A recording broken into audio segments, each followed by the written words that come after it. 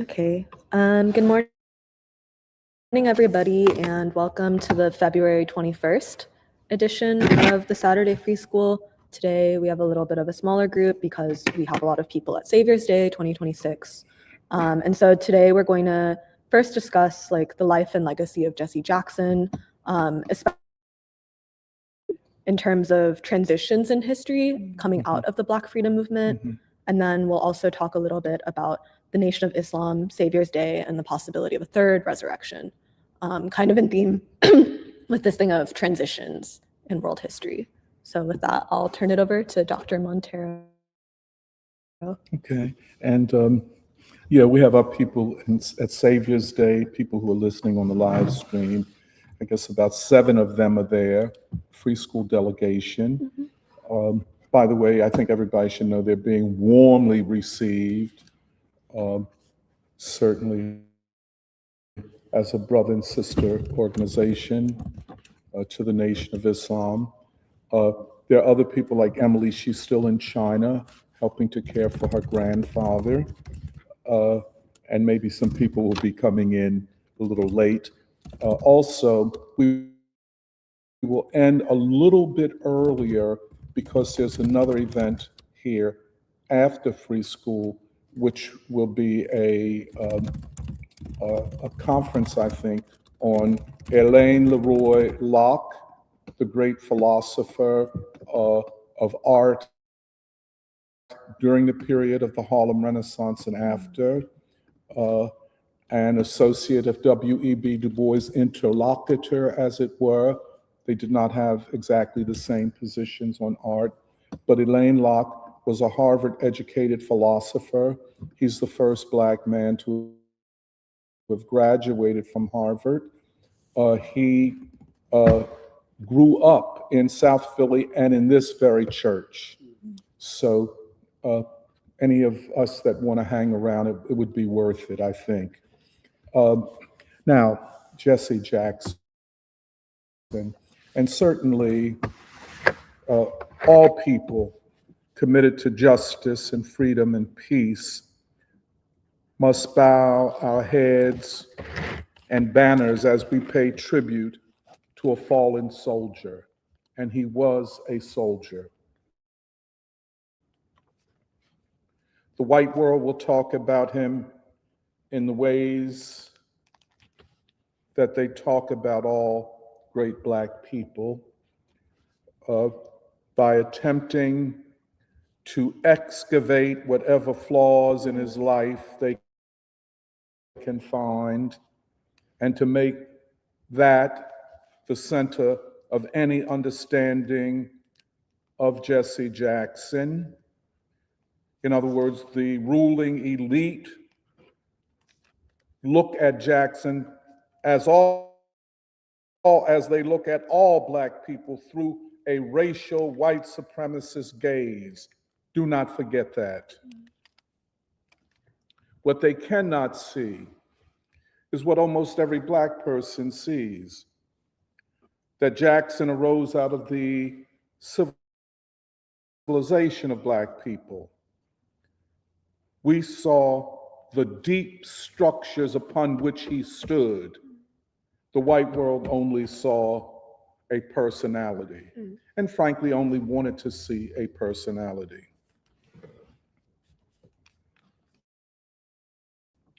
Jesse saw what he was doing as an extension of the moral center and foundation established by the civil rights movement and Martin Luther King. He did not talk about economic uplift, jobs, an end to mass incarceration and other matters without linking them to the moral imperative. And as we have said on multiple occasions, like us, he saw the moral imperative as the revolutionary imperative.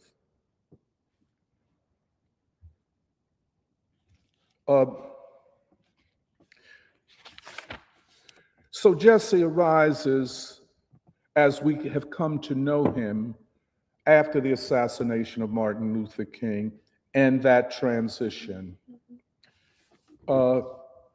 And it was a transition where there was conflict, some bitterness. It was not an easy transition. Jesse, who had this huge personality and you might say a huge ego, did not play by what most thought was the rule book. That is, SCLC was King's organization, and that organization should remain the center of the Black freedom movement, which meant that the most organized center of Black life, the churches, would be the foundation of SCLC and the foundation of the forward movement of the freedom movement. Jesse had already, by the time of King's assassination, been involved in the Northern movement, especially in Chicago, in an organization set up by SCLC called Operation Breadbasket. Literally, let's feed the poor, house the poor, and so on. Moving from the Southern system of Jim Crow to the Northern system of economic and social deprivation, what we still see all around us. Jesse headed that operation known as Operation Breadbasket.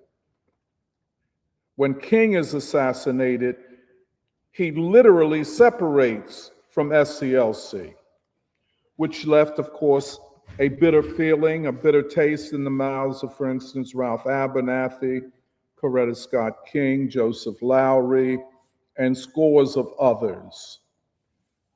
Probably Diane Nash and James Lawson, but I think we could look at them in separate ways. At the same time, the people involved in SNCC, people like Stokely Carmichael, H. Rap Brown, who, Stokely changed his name ultimately to Kwame Ture, and Rap Brown to Imam Jamil Al-Amin. He becomes a Sunni Muslim after serving a 5-year prison sentence.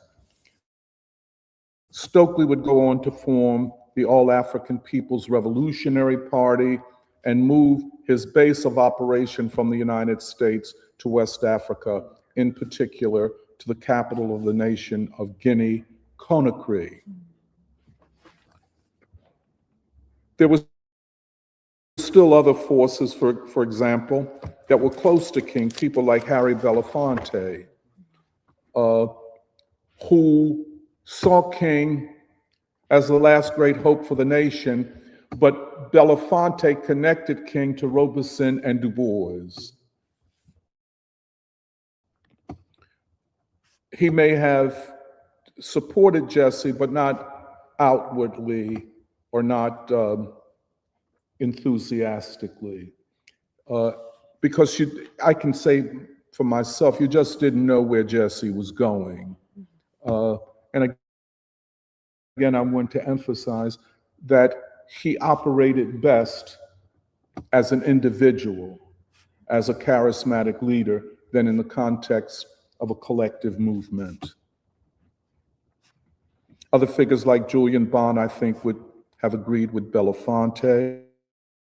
But then there was James Lawson and Diane Nash, huge figures in the freedom movement who began to rethink the issue of nonviolence and nonviolent social change and how it could be implemented. And that became, as we have said, and as he said to us when he visited here, that how would the strategy of nonviolent resistance and protest operate in the 21st century, and what was the freedom movement of the 21st century? And as I've said before, when Lawson was here, his preoccupation was in discovering King and discovering the freedom movement. You know, you can be a part of something and not fully know everything about that which you were a part. I would say that Diane Nash was in a similar situation. She would go on to proclaim that the greatest invention of the 20th century was the discovery of nonviolence as a path to liberation.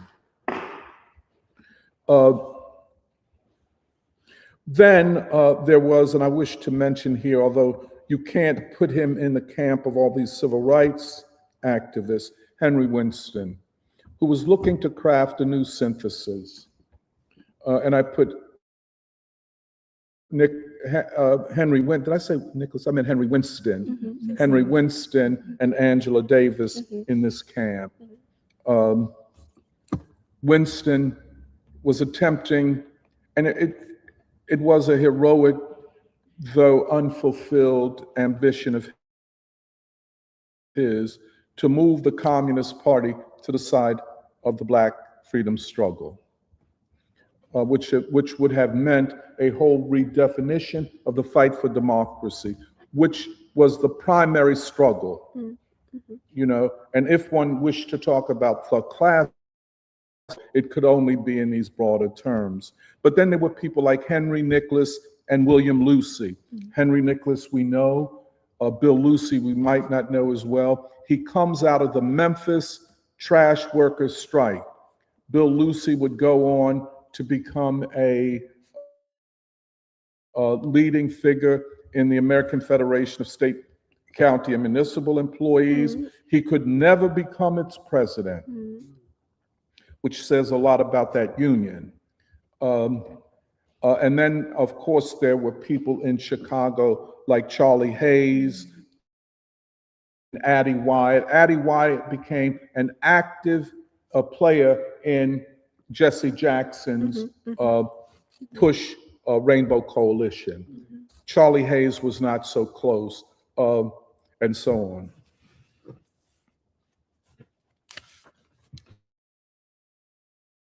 Picture of that period of transition.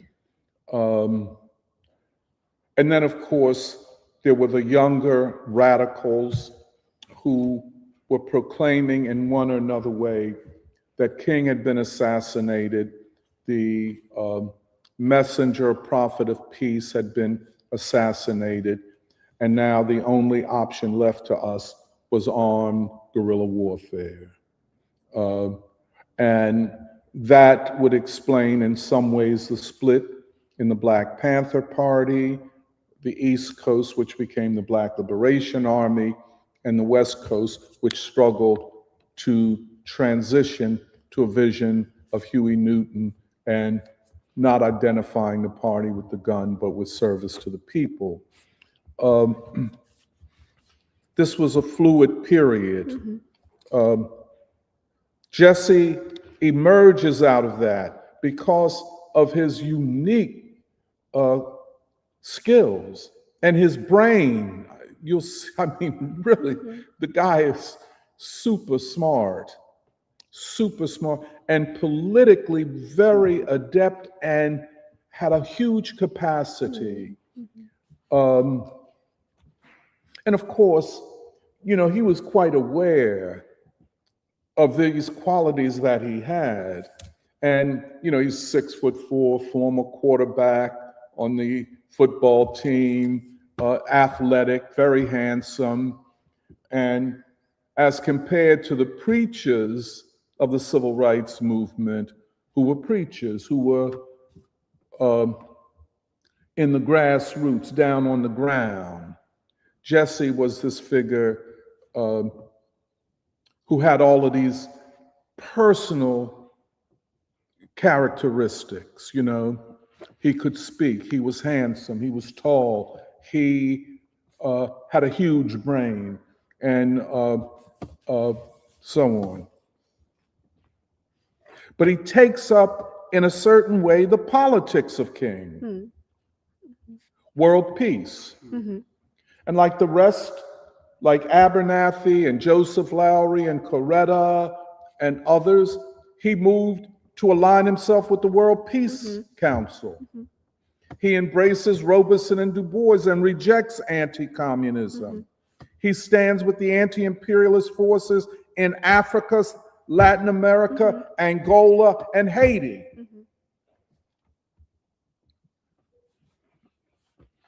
He linked or attempted to link the Black freedom and the Black labor movements. And this became the importance of the coalition of Black trade unionists. It became the importance of Bill Lucy, of Henry Nicholas, of Addie Wyatt, of Charlie Hayes. This was important because Jesse's rise was in the same period of deindustrialization, and he addresses it head on.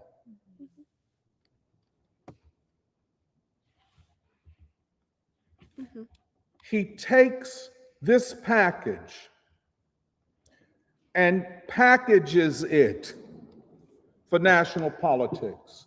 And thus, when he runs for president in 1984, it is insurgent, it is grassroots, it is mobilizing the people to take the Democratic Party and to become the president of the United States. There's all of this talk about he laid the ground for Barack Obama. That's not true. He laid the ground for Bernie Sanders. Bernie Sanders is a fake Jesse Jackson without the ability to speak and think like Jesse. I mean, but that's not unusual. The Black person always has to be 3 times better than the white person. And when he ran, they blocked him in 84. He runs again in 1988, and they give the nomination to what is, in effect, a man that is a zero, Michael Dukakis. Nothing, a nothing. These are, I mean, forgive me, people listening on the live stream. How humiliating must it have been for Jesse to know that he is not only superior to Dukakis and Mondale in 84, but he's superior to Bill Clinton. Bill Clinton is nothing compared to Jesse, stood for nothing. He is just another white man. But nonetheless, he makes this insurgent movement. Black people are the most consistent base of the Democratic Party. Most of a good part of the white working class had left it.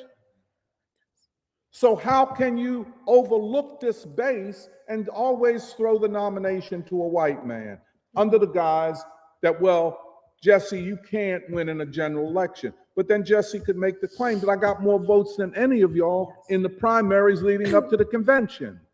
I am a vote getter, and I have a strategy of mobilizing the grassroots, and I have the political skills to carry this out. You know what I'm saying? In a certain sense, he was blocked on many sides in 84 and 88.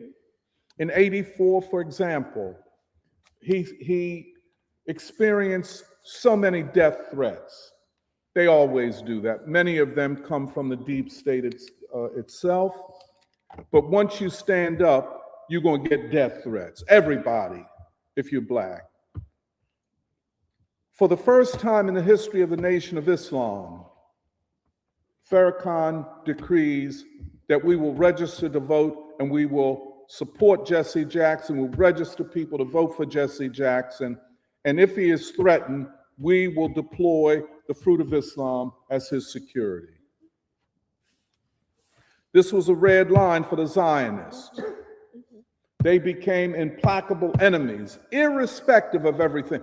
Supposedly liberal, but for them, the red line was Farrakhan. Their strategy was to buy and seduce every Black leader who would either be silent about Farrakhan or oppose Farrakhan publicly. This was 1984, not yet 1995 and the Million Man March, which is a second major blow to Zionists. That was a big part of it. And so they said, Jesse, you can't raise enough money. And Jesse said, I can raise money, but I don't need money. He even argued that money was the problem with the Democratic Party. In 1988, by the way, let me just say this. What inspired his run in 1984 was the election of Harold Washington in Chicago, where Harold not only won the primary, but won the general election, but literally destroyed the oldest and strongest and most corrupt and racist political machine in the country, the Daily Machine, brought it down. And thus the politics of Chicago, even as chaotic as they are, is the result of Harold Washington. And but it was that victory that inspired Jesse. Now I want to make a difference between Jesse's going into the Democratic Party and attempting to take it over and the DSA. Totally different. Or even the Mamdani thing. You know, Jesse came with a claim that was justified. Black folk have been loyal to the Democratic Party, and why shouldn't Black people be the spearhead of the Democratic Party? Why should we Black folk, and this is the game all the time, be subordinated to white people under the guise of you're only a minority? He said, yes, we are a minority, but we are the wheel within the wheel. That as we go, the nation could go. We talk about this all the time, but his political life represents that. And so he runs the first time on the platform of what I'm saying, world peace, anti-imperialism, freedom for South Africa, freedom for Haiti, against deindustrialization. And he increasingly, by the time of 1988, is arguing from the standpoint of labor and the poor. Yes. This is very significant. Way beyond the, half-stepping, let us say, of even a Mamdani. What Jesse was calling for is jobs and a peace economy. Yes. It was huge. He did all he could to create a broad political coalition. And then suddenly, I'll put it this, the Zionists had what they needed to discredit him. On a flight to New York, where he was being interviewed by a Black journalist writing for the Washington Post, he referred to New York as Hymietown, as Jewish town. Maybe a slur, but it was private. This journalist wrote it in the article, and I'm certain the editors and publishers of the Washington Post, they were waiting to get something on him. Did he drink too much? Was he a philanderer? Did he smoke weed? Anything they could get, they wanted to get. So they had this.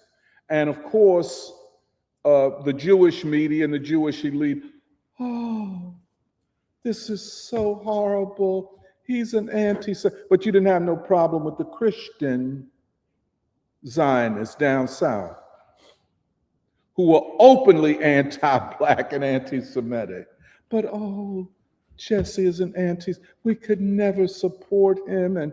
But Jesse, in his own private moment, was expressing what many Black people felt: the betrayal of the Jews, of Black people, represented most publicly and most politically in their opposition to even the mildest forms of affirmative action. Not just the nation is for racial equality, but implement it after 400 years of implementing the opposite. So affirmative action.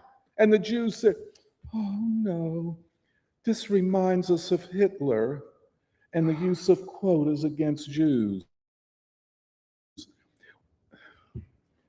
Every Black person knew, and knew it with deep resentment and anger up to this day, that it was a bad faith argument. You're going to equate the struggle to lift the people who had been enslaved with what Hitler did in Germany? But then that would be the nature of their relationships with Black people. And of course, Jesse's supporting Yasser Arafat and the PLO. He ran again in 19. They engineered the primary to give it to this white man that's a zero, Dennis Dukakis. And he was soundly defeated. But Jesse continues to reshape the Democratic Party. His vision goes back to the New Deal, but also King and the moral imperative.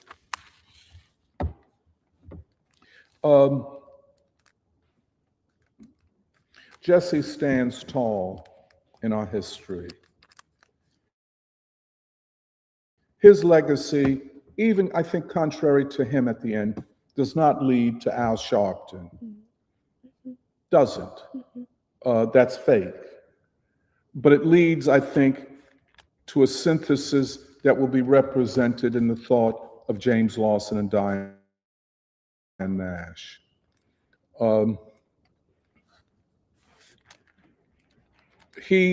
Jesse, the Democratic machine now under Bill Clinton. And you know, we have to be clear and measure these white men and women. There has to be a standard, a criteria of measurement, not just what they say or how they look or whether or not they can give high fives and low fives and all that, whether or not they were invited to the NAACP and yada, yada, yada. What have you done? Bill Clinton moves the Democratic Party after Jesse runs to the right. And Jesse would say we have one party with two different names. That Bill Clinton moved the Democratic Party to war, to economic austerity, and to a soft touch when it came to Black people, which in effect was an anti-Black stance. It was comfort to the ruling elite to have a Bill Clinton. To put it in, he ain't no good, ain't never been no good. Nothing close to a Jesse Jackson. Jesse would continue to soldier on. By the late 1990s and into the 2000s, Abernathy is gone. Coretta's, I think, off the scene. Belafonte is still there. Lawson is still there. Nash is still there. But most people's memory of the civil rights movement and the people who played a huge role in it begins and ends with Jesse. Jesse would confront the growing deterioration of life in the Black community with the deindustrialization. He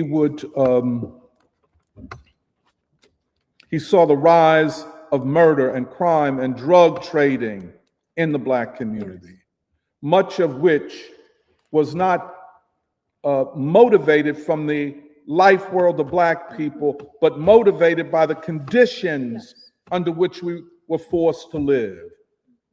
No or hardly no education, no jobs or hardly any jobs, police brutality, and then from sources that we don't always know about, drugs suddenly found their way into the Black community, and in particular, cheap version of cocaine, which is crack. And then on top of that, in a lot of ways, producing a superstructure of submission, of acceptance of our miserable and dire circumstances. Suddenly you get the rise of hip-hop culture, which promotes violence, and as Jesse will say, traded in calling Black women bitches and hoes. We had never, ever seen anything like this.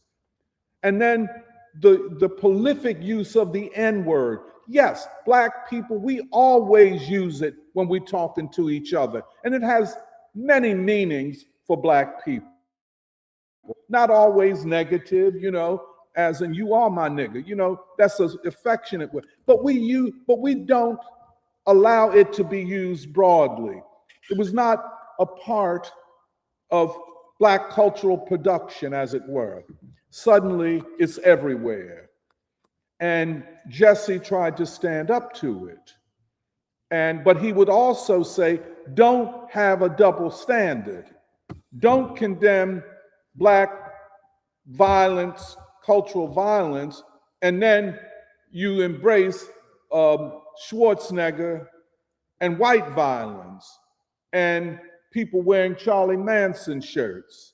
It's just like, you see where I'm coming from.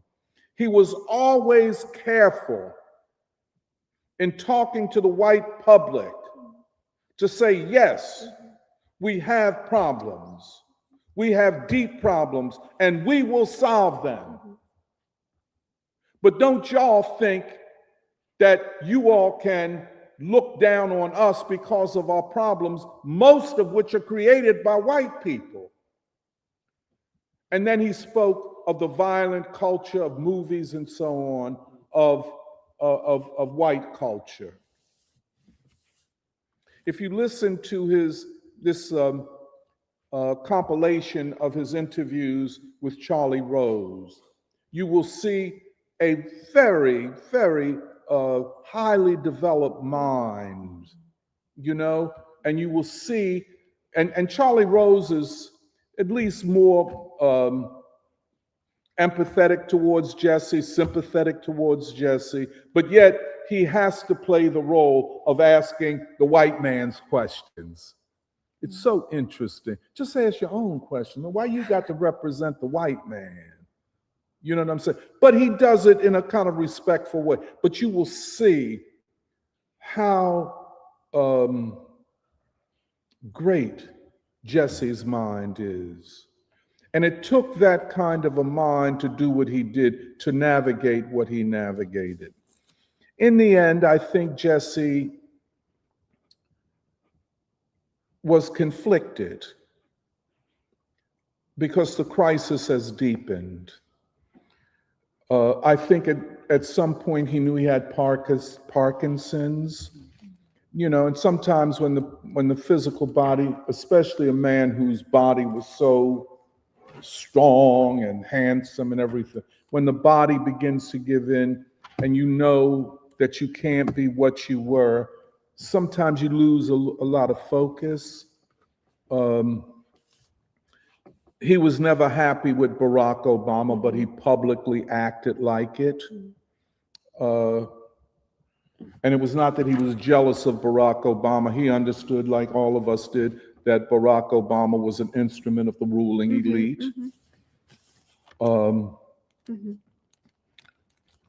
But how do we go forward? What is the next stage? He was a part of the Million Man March. He spoke at the Million Man March. By this time, he knew that the Jews would never give him a moment of peace, and they don't. They would use all of their mechanisms, the media, other Black people against him. The idea that Jesse was only about Jesse, which is not true. Just because a person has a huge personality and an ego, that doesn't mean that that personality and that ego is just going to be used for them. There's no evidence that Jesse or his family became rich. There's no evidence.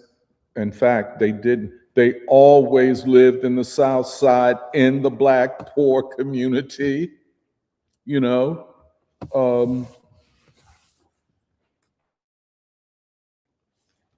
And they always remained a part of the Black world.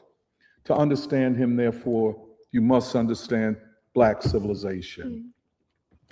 And he was a representative of that clash of civilizations, two civilizations in one country, two set of values, two worldviews, two moralities. No way to get around it. You know, you will get leftists will say, well, but the elite discourse does not represent the working class. Well, it doesn't, but the white working class joins behind it when they have a choice of a Black person. We will choose whiteness most times over a Black person, no matter how brilliant, no matter how that Black person speaks to your situation. But we don't trust them. We've been socialized not to trust Black people, and it is a crisis of whiteness. But that's all I wanted to say about Jesse. We bow our heads. I did not know Jesse personally. I was around him and in his company. He was more in the political realm. I was not. And then he was moving so fast. I mean, it's hard to keep up with. But I feel I know him. He's from South Carolina, where my family is from. I know the music he listened to. You know, if I was listening to Donny Hathaway, I know he was. He liked rhythm and blues and gospel. I think, who told me that? That he went to the United House of Prayer for All People. The pastor mentioned. Yes. But I think Jesse was brought up as Baptist. I think it was more just that he visited on the campaign. Okay, I could see that. As well as the Peace Mission and all of that. Because it is, you know, again, the uniting of a civilization. And he understood it. We all understand it. Jesse is about 4 years older than me. And so I can say I knew him by knowing my own self, by knowing others like me. And so now he's gone, a great fighter. And don't let nobody tell you anything other than that. Few have done it as good as he has. You know, a lot of people, I remember in an interview, they were saying, well, Jesse, some people are saying your time is over. This was in the 1990s. He said, well, there's a lot of room on the cross. He said, just don't wear the cross, bear the cross. Are you prepared? You know, he could talk, man. That cat, I mean, you talk about rappers, that ain't nothing. He don't wear the cross, bear the cross. You know, don't be a sheep, be the goat. I mean, stand up. You know, there's a lot of room in this struggle for everybody. I'm not trying to monopolize anything. And so it was. And in the deepest sense, if he could inspire new leadership, I think that was his goal. You know, keep the Congressional Black Caucus true to Black people, which was a difficult project. Hold Bill Clinton accountable to what you said when you ran. You know, you're gonna lock people up, throw them off welfare when you ran on a platform of uplift. So Jesse broke with the Democratic Party, but I think this was the tactical, strategic mistake. He should have remained outside, but he goes back in there with Barack Obama, you know, which then leaves people with a sense of what's going on? Because tens of millions of Black people want the opposition. You see what I'm saying? You can understand. I don't want all these politicians. Give me someone who stands on the moral foundation, and we figure out how we go to the next stage. You can understand that. But this brings us, I just want to go to Saviours Day. And then we can discuss it and so on. I'm so happy, and I wish they would text me. They said they would. Of our colleagues at Saviours Day. As I said, we are honored guests, the special guests of Gregory Mohammed of Mosque Number 12, but I'm also certain we will be warmly greeted by Student Minister Abel Mohammed and Student Assistant Minister Ishmael Mohammed, as well as others who know of the work of the Saturday Free School and appreciate it. I'm glad they're out there. This is a great honor. I texted Alice. She's the first to get out there. I think her plane left at 5 o'clock in the morning. But she's a soldier, you know, she knows how to handle her business. And I think the first place she went was to the museum. And, you know, she was looking at the buildings and she was looking at the art. And I think there is no city that has a more rich presentation of working class art and left-wing working class art than does Detroit. I think that is the case. And Alice was a bit shocked at a city with all this Art Deco building, but hardly any people. If you go back to the 60s, Detroit was either the 4th or 5th largest city in the country. Philly and Detroit were competitors for 4th, 5th, you know. It was a major city. It was a center of auto production and of the workers' union. In terms of Black people, Detroit had 50s, 60s, up until the 70s, the most wealthy and highest income Black community in the nation. That is why you can readily understand Motown coming out of Detroit and all the other music, the Stevie Wonders, the Aretha Franklins, the Marvin Gaye, all of this. It is this rich Black proletariat culture and optimism that produces it. And you listen to Motown, it's the most optimistic music you could ever imagine. But it is not that today.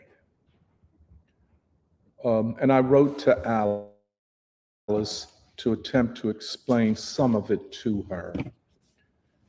First of all, I told her that Alice, you all will be in the company of more Black people than you ever been around in your life. And that experience is something you have never experienced. Most Black people don't have the opportunity in our day-to-day lives to experience that. In other words, where there are no white people, where there is no white gays, just Black people. You know, you experience it if you go to a historically Black college. You experience in certain churches. But not in these huge numbers. We experienced it with the Million Man March. There will be over 20, 25,000 people from around the world.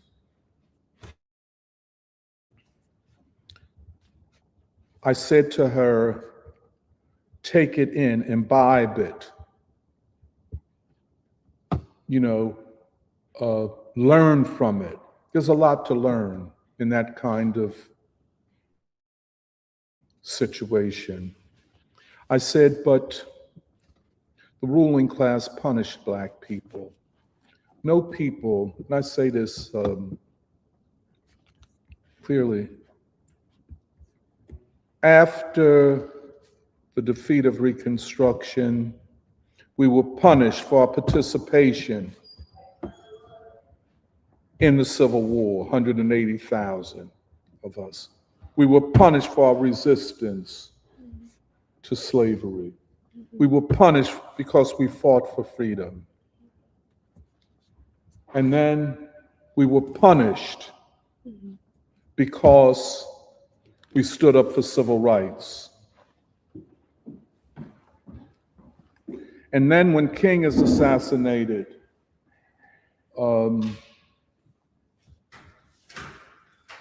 Detroit was one of those cities that burned for at least a few days. There were running armed battles between Black people and the police and the Army and the National Guard. Over 160 cities burned and experienced uprisings. And it was a statement that Black people knew that the government killed King. And it was a protest against that. There was no question about it. It was anger and rage. Deindustrialization hit Detroit particularly hard because the ruling elite understood that the workforce in the auto plants, which was becoming increasingly Black, not majority Black, but enough to influence the way work and exploitation would occur in the auto industry. They had to get those plants away from Black people and Black workers. So Detroit went from the wealthiest, highest income city for Black people to one of the poorest. It was depopulated. And that's part of what Alice was looking at. What we have experienced here is severe, but not on the level of Detroit. Not on the level of Detroit. And it still suffers. And I said to her that this Saviours Day, as they are calling it, is a special Saviours Day. Now, I'm going to interpret this special Saviours Day. I could be wrong, but it is my interpretation. And I use two documents, I guess, to interpret this. First is our interview with student minister Ishmael Muhammad. This is a foundational interview for all kinds of reasons, which has not yet been embraced widely by the Nation of Islam. Okay? That suggested something to me, which I'll tell you. The other is a recent interview with student minister Abel Muhammad, which he gave to a Muslim Nation of Islam member who podcasts from New Orleans, Louisiana.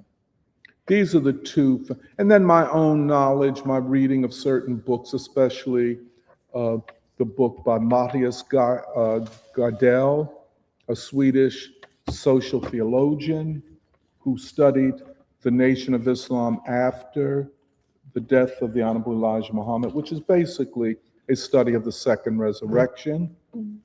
There's another book that have been really influenced by over the years by a Nigerian scholar named N.C.N. Udom, and it's called Black Nationalism, which is a study of the structure of the Nation of Islam. Are you familiar with that book? No, but you mentioned reading it when you were in Chicago. Yeah, actually, I read it when I was at Lincoln. Yeah. Yeah, and then my own experience with the second resurrection. In our interview with Minister Ishmael, and let me tell you, very, very generous, kind human being.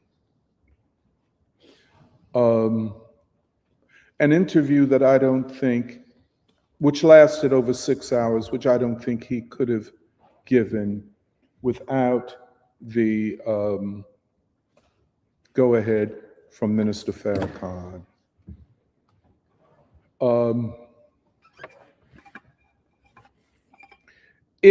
And he is the son of the Honorable Elijah Muhammad and of Mother Tynetta. As you know, Minister Ishmael has participated in several events that the Free School has done in Chicago. And has been very warm. I remember I only met him when we did the Paul Robeson event in Chicago at the DuSable Museum. And I was so thrilled to meet him.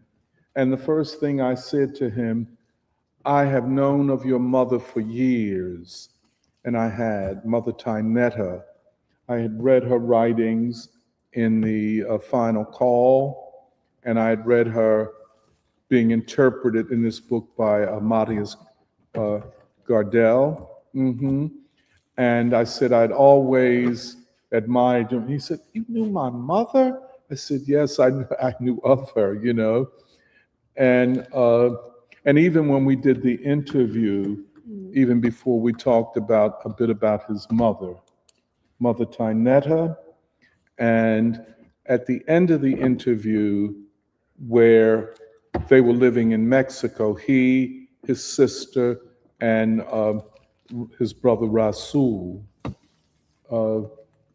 I think, by the way, and this is just my thought, that when the Honorable Elijah Muhammad died, I think the other children wanting to seize upon the property and so on and demolish the Nation of Islam saw Mother Tynetta and those children as a threat.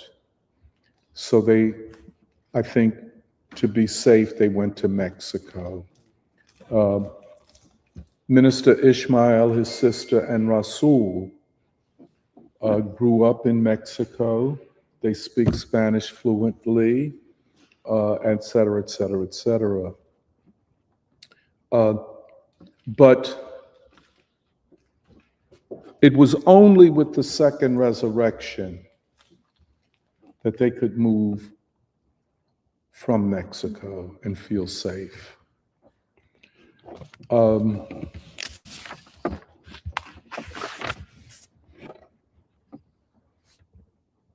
I said to Alice, I think, something else. Keep your ears and eyes open. You are probably going to be a part of history. You will probably have to tell these stories about what you saw, what you experienced. And I think I said to Alice, and you will be different as a result of this. When you come back from Chicago, you won't be the Alice who left for Chicago on Friday. This will be a special Saviours Day, as they call it. There will be followers and believers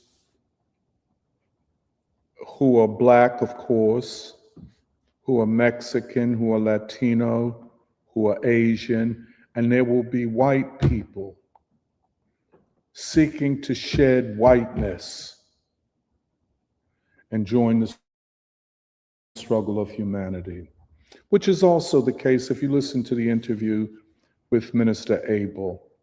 What he in effect says to Mexicans, you have to give up this Latino white identity. Understand, and this is their cosmology, that God came to Black people, the most oppressed, to bring a message for all people. It's kind of like Gandhi saying to the Thurmans, it will be through your people that my message will be known to the world, you know? And I think Minister Abel makes a strong argument, especially for Mexican Americans.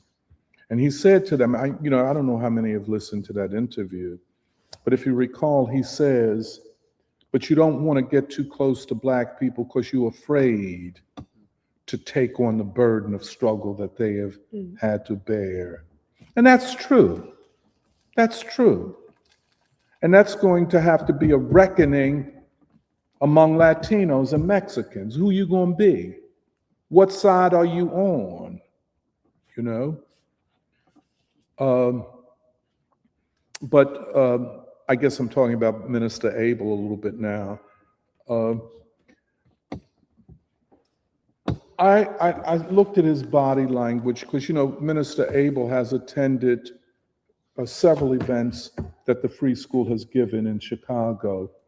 And he's always a beautiful man. I remember he and his wife and one of his daughters took us to a Muslim restaurant on the South Side. And, they were so sweet and so generous to us, and Minister Abel is that kind of soldier. He is a soldier. It's not just a part-time thing. It's life. It's existential. And I noticed in the interview that Minister Abel was more tense. There was an urgency, a sense of the moment, the fierce urgency of now. I could even see the color in his face. It was not there, and that's sometimes when you're under tension. And he said, many of the followers, believers as they're called, might not understand everything that we're saying, or that the minister, when they say the minister, they mean Minister Farrakhan, minister is saying. But if you don't understand it, just root yourself in faith. Believe, trust.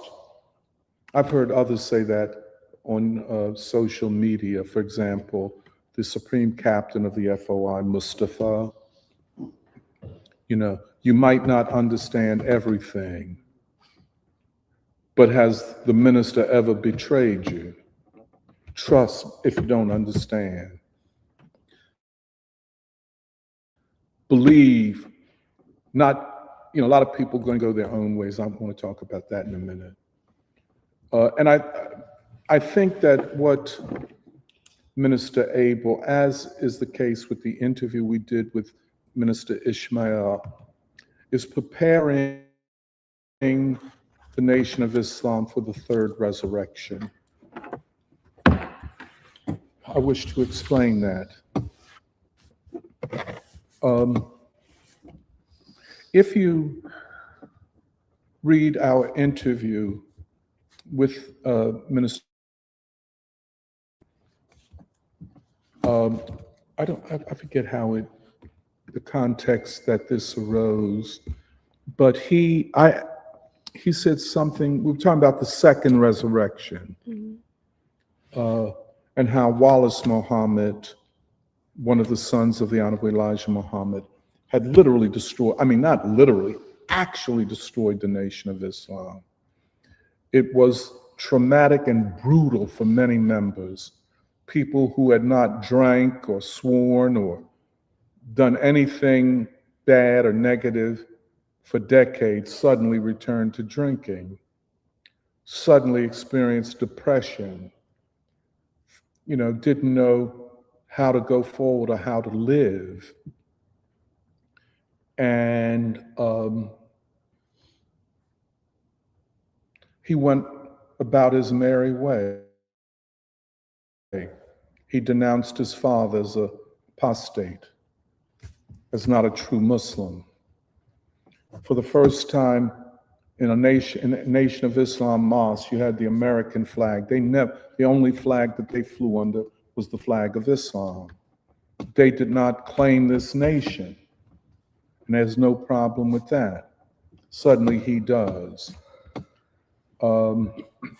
And the followers of Wallace then, in subtle and not so subtle ways, declared a religious, almost a jihad against the Nation of Islam. So we talked about that.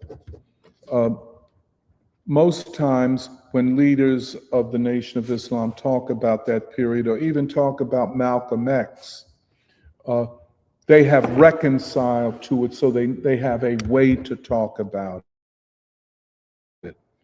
They don't, at least publicly, talk about Wallace Muhammad as an enemy of the nation. They would mainly say he went his way. But they would also say, as Ishmael said, that the Honorable Elijah Muhammad predicted that the Nation of Islam would fall, but then it would be resurrected. Mm-hmm. Well, when it fell, nobody knew how it was going to be resurrected. Farrakhan, for the first 2 years, and I remember this vividly, was loyal to Wallace. He was the seventh son of the Honorable Elijah Muhammad. Turns out he wasn't, by the way. Seventh son of the marriage of Wallace and Claire, of Elijah and Claire Muhammad. But nonetheless, it was assumed that the Honorable Elijah Muhammad had passed the torch to his son. And I guess Farrakhan and most people believed that, who am I to challenge the son of the messenger? But then there were people who came to Farrakhan, and you may have heard these names. There were two in particular, two theologians, cosmologists, philosophers of the teachings of the Honorable Elijah Muhammad. Brother Jabril Muhammad. Jabril is a Muslim name that means angel. And Mother Tayanetta Muhammad.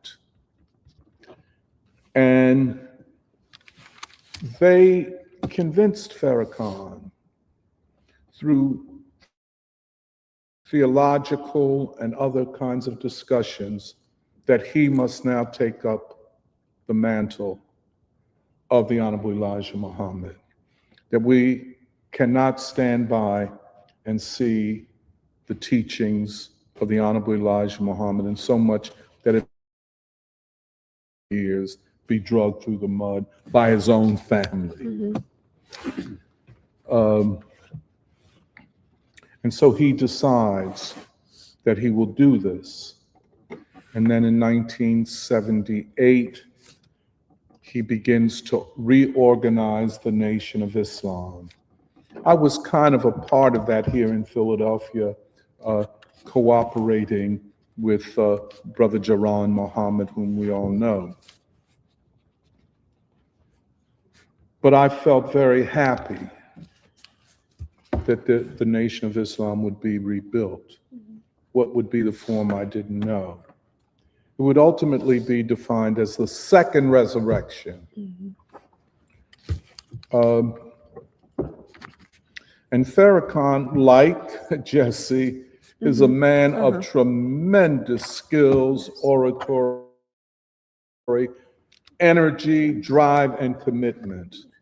You know, if any of his children say, as many children of revolutionaries say, but you didn't give us any time, if you loved us as much as you loved them, all of that type of thing, I'm certain that his children were not always happy with him. And why would they? You know, it's nothing traditional about him. And so he went throughout the Black community speaking. I mean, he would be speaking in Philadelphia so regularly, sometimes you would think he lived here. And I would try to go hear him as much as possible. And in fact, thousands of people rallied to him, you know, in the early 80s, thousands who were happy to see the resurrecting of the Nation of Islam. From our analysis, this represents a civilizational mobilization. And I would say the best way to understand these movements among Black people is in civilizational terms. They are not just fighting for civil rights. They are fighting for their own civilization and to transform American civilization, ultimately world civilization. The teachings of the Nation of Islam, unlike, let us say, Jesse Jackson, openly take on the question of civilization. Yes. You know, it's all there in their own way of talking about it. At this time, they came under, Farrakhan would come under sharp attack again from the Zionists. And I say this, and if I'm wrong, I wish to be proven wrong. The Jewish people as a people, I'm not talking about one or two here and there, I'm talking about the Jewish people as a Jewish people, set themselves up as enemies of Black people. If you follow Farrakhan, we condemn you as anti-Semitic. If you support Jesse, you're supporting an anti-Semite. If you don't support people that we say you should support, we will condemn and attack you. But that was not, the external attacks were one thing, but then there were from within Islam, Sunni Islam, especially from the Gulf states, Saudi Arabia, and from these, I have to say this, excuse me if I'm wrong, these fake and phony Islamic universities in places like Pakistan and Egypt and Saudi Arabia, you know, they began to attack. This is not real Islam. How could the Honorable Elijah Muhammad say that he is a prophet of God when Islam says that the seal of the prophets is the Prophet Muhammad of the 7th century? There would be no other prophets. How dare you, and I think, I don't know how, if you can see this, how dare you, and it was racist tinge to, how dare you Black people interpret Islam to say that a people enslaved for 400 years, God in his mercy would come to them and bring them a prophet, a messenger from God. How dare you say that? We protect the holy mosques of Mecca and Medina. We have a direct connection to the 7th century. It is we. And they stood up to it and have always stood up to it. And now in the 21st century, there is a growing number of Muslims looking at what the so-called protectors of the holy mosques and holy sites, the way they have sold out the Palestinians. I thought you were so holy and righteous. You know, I thought y'all believed in jihad and all that shit. No, it's fake. And the Nation of Islam from 1931 up to this day were right to challenge it. This reform movement. Now, who was Master Fard Muhammad? Well, many people say he was from Afghanistan and was a Pashtun who found himself in this country. Many people say he was an Ahmadi Muslim, which is a brand or part of a traditional Islam. Certainly, he did not follow traditional Sunni teachings of that time.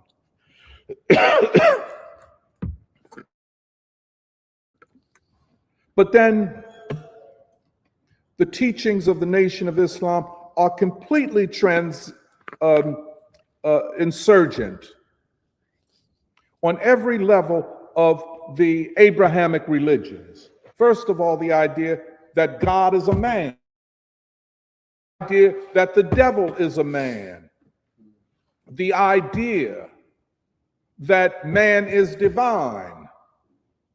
And of course, as we have talked, this is closer to the teachings of Daddy Grace or Father Divine or Prophet Cherry, or even of the Moorish Science Temple.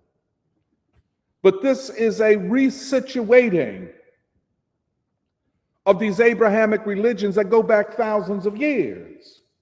It is a challenge to the idea, certainly as it expressed itself in the European Enlightenment and the domination of the Catholic Church, that God is in the sky and man can only reach God when he dies and goes to heaven.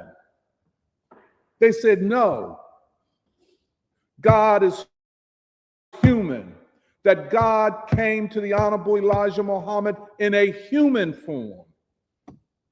This is theology. If there are people who just want to argue for the sake of argument, go ahead. This is their framework.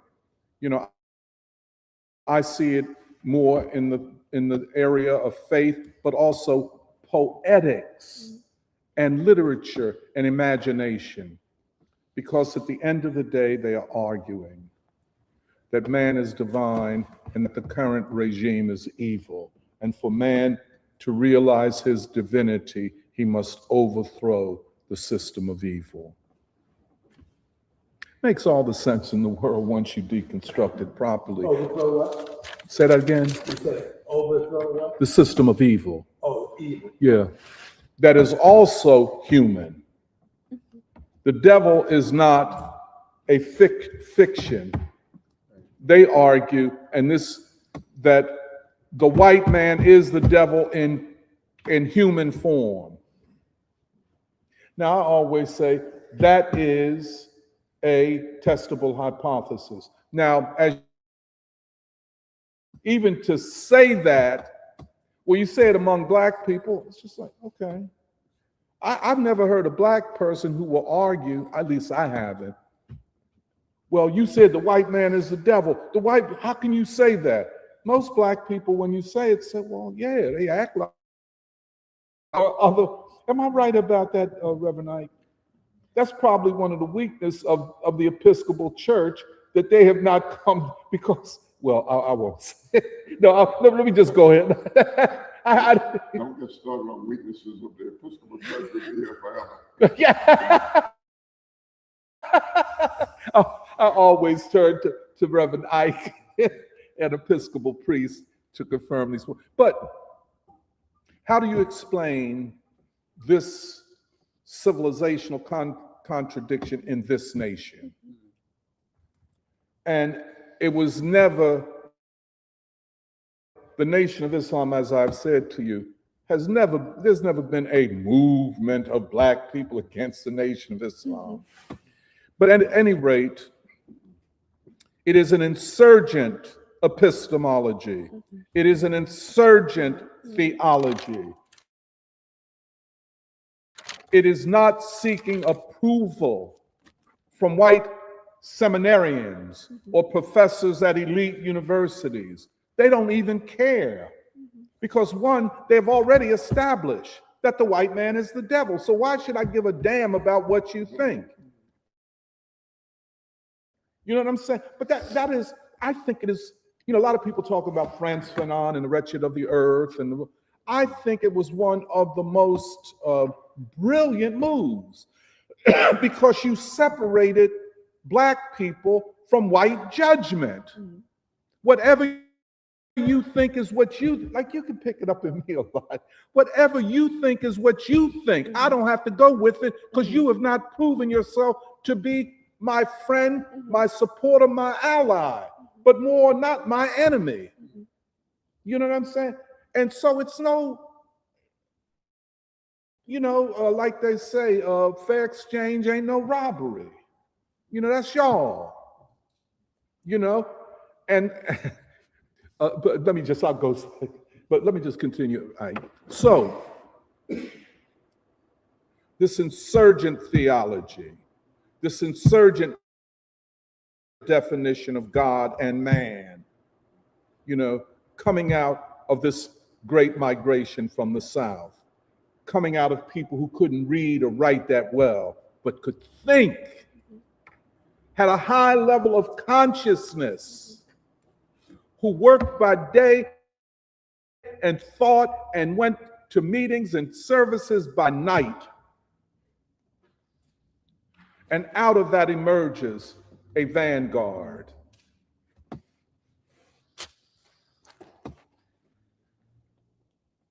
So Farrakhan had the awesome responsibility of reestablishing the theology of the Honorable Elijah Muhammad and the first resurrection. And to argue for it against Sunni Islam, the world community of Islam, which was Wallace Muhammad, and these so-called scholars in the Arab countries, who themselves were morally empty. They could recite verses from the Quran, but could never make the right moral choice, especially when it came to fighting against imperialism and Zionism. In rebuilding the Nation of Islam, he had to rebuild its discipline, which also meant rebuilding the fruit of Islam. And that is the importance. I've known of a couple of the supreme captains of the fruit of Islam, and the most recent, I think the longest serving one, is Minister Farrakhan's son, Mustafa, who has been by his father's side for several decades now.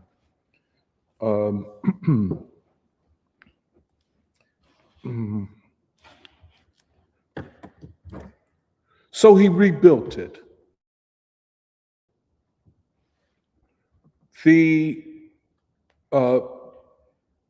His labor in rebuilding the Nation of Islam was manifested in the Million Man March. Stay awake, Samir.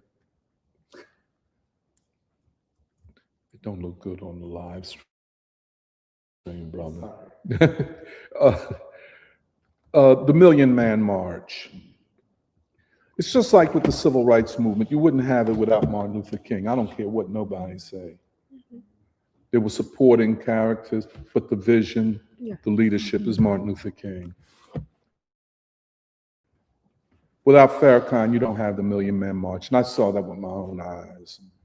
How he had the energy, maybe it's his diet, maybe it's the exercises, to go around this country and mobilize Black communities, to send Black men to Washington in October 1995. And at the end of the day, 1.5 million turned out.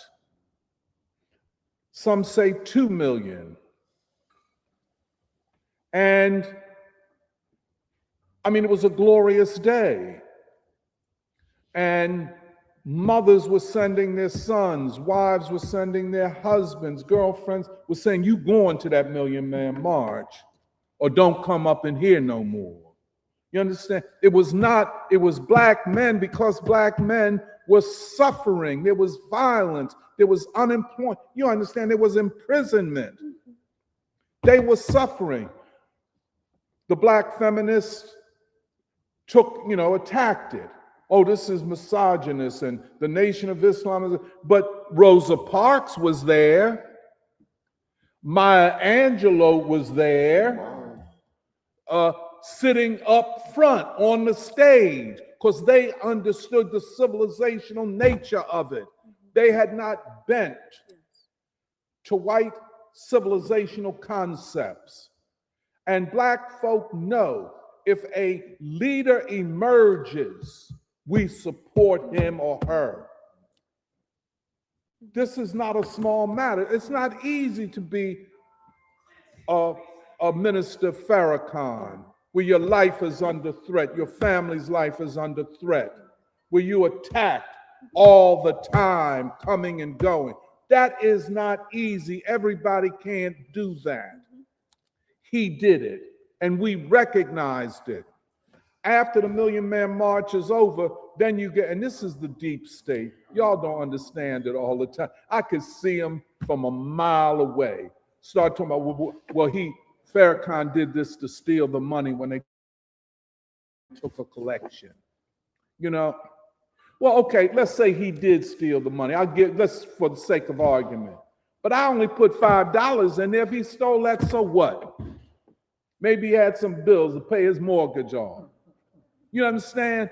But all that nickel and dime stuff started circulating.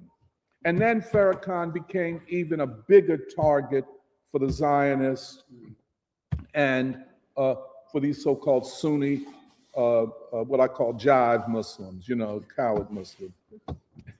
And so he then goes on to say, he sets up a research team to study the role of the Jews in the transatlantic slave trade. Oh, this is anti-Semitic. How dare you say, why did you single out the Jews, etc. And so then it turns out that he was absolutely right. The documentation came from historical sources that were both Jewish and European and yada, yada, yada. But what he was establishing is a political point. Don't act like you are friends. You've never once apologized for your role in the transatlantic slave trade. So you are friends. And so it was a message not just to them, but to Black folk. How do we understand this people that claim to be our friends and claim to have, and always, we have your best interest at heart? You need to not deal with Farrakhan. And if you deal with Farrakhan, we won't deal with you. And that meant their money. So the NAACP, which is all effective, is financed by Jews and corporations. And then they set up their own organizations and so on to act like they were civil rights organizations, but they were really Zionist organizations. And so they polluted the environment. And so then Farrakhan, he's combative. He's a soldier, more combative than Jesse. There's something in the culture of the Nation of Islam where it ain't that soft talk.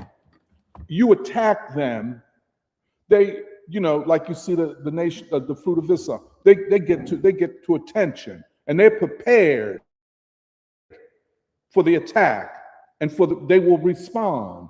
So they kept attacking him. And that's when he referred to Judaism, which is really Ashkenazi Judaism, white Jews, as the synagogue of Satan.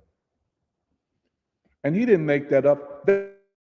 That's in the book of Revelations of the Bible. Oh, Farrakhan he said, no, you're the synagogue of Satan. You are evil. He was right. He was right. I think the Jeffrey Epstein files, it is damning for American Judaism, and especially for the Jewish elite. Damning. This, because it exposes them through him. Now, okay, let me get to the point. Farrakhan then he comes up, I think in the midnight, no, after the Man March, he is diagnosed with prostate cancer. He has survived. I mean, it's unbelievable, all that he has survived, all the battles that he has fought. He survives it. And he's treated at Howard University because they're afraid of being treated at a white hospital, as they should be.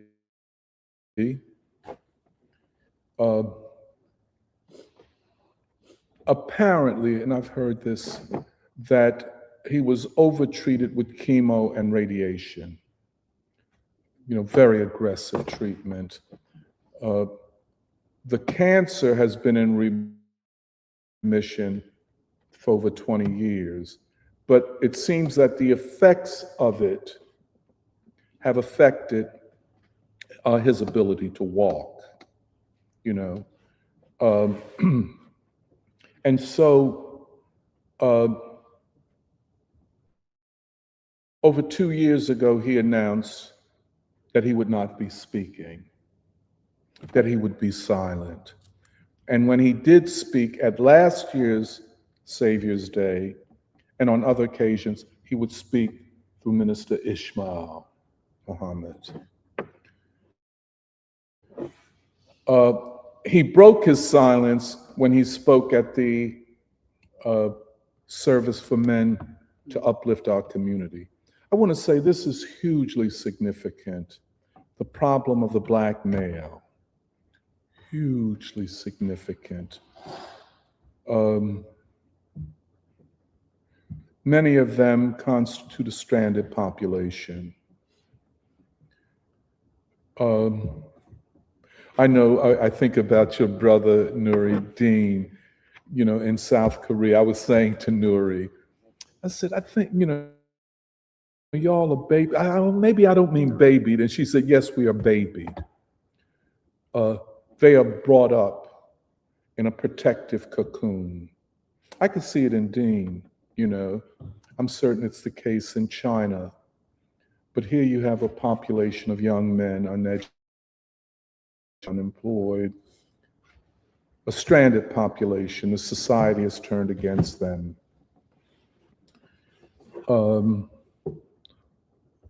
They're violent. Their music and culture is violent. Even those who say, well, we're not the most violent ones in hip hop and rap. They, kind of are adjacent to it and take it in and think that the language of violence they have to adapt in order to speak to a stranded population. But they only make the situation worse. So he spoke. This is a deep concern of his. This was a deep concern of Jesse at the end of it. Concerns everybody, because if we don't get this some way under control, it is an attack from within us upon our very civilization. But that's the only time. I don't know if he will speak at this Saviours Day. And the reason I say that, the death of Jesse is a blow to him personally, a big blow, I think Jesse, as he became more isolated from other Black leaders, and, I think, a lot, Jesse at the last 2024 Democratic Party convention, I was very sad to see that, him being wheeled out by Al Sharpton, who was not good. I would have preferred that Jesse stayed away. This was a party of genocide, a party of war. You know what I'm saying? Mm-hmm. Don't go up in there. Don't put your political legacy on that line. Not then. But he did. And a lot of times, let me just say this. when you have children and, they have even the best of parents, the children have all kind of complaints against them. You didn't do this. Why didn't you do that? If you had done this, I would have been a better, I've heard it from y'all, by the way, at times. That's every family. Huge figure like Jesse. I'm certain his sons, certainly. Well, Dad, you could have done this. Or times that they even stopped talking to their father. And then at this moment of weakness, where his body is betraying him, well, you should make this move, do this. But they're thinking about their careers, not about his life and his legacy. So for him to make peace with the Democratic Party that is more shaped by Bill Clinton and neoliberalism, which he critiqued and attacked in the early 1990s and so on. For him to bow to that was not good for his legacy. It sent more confusion. But I am of the opinion that as he became older and so on, he looked to Farrakhan as an older brother, a big brother. You know what I'm saying? As someone you can trust. Because, like they say, word is bond. I don't have to write nothing down. My word is worth more than a written document. And that's Farrakhan. So Jesse could rely on Farrakhan, call him, how you doing, brother? And talk in ways that brothers talk when they ain't being monitored, that is cursing and everything, and I can only imagine, because it's that you're in that battle, that struggle, and you don't talk nice words and polite words when you're looking at an enemy. But I think, therefore, it is a blow for Farrakhan. He might speak on Jesse's passing. I would not be surprised. Which, in a certain way, makes the point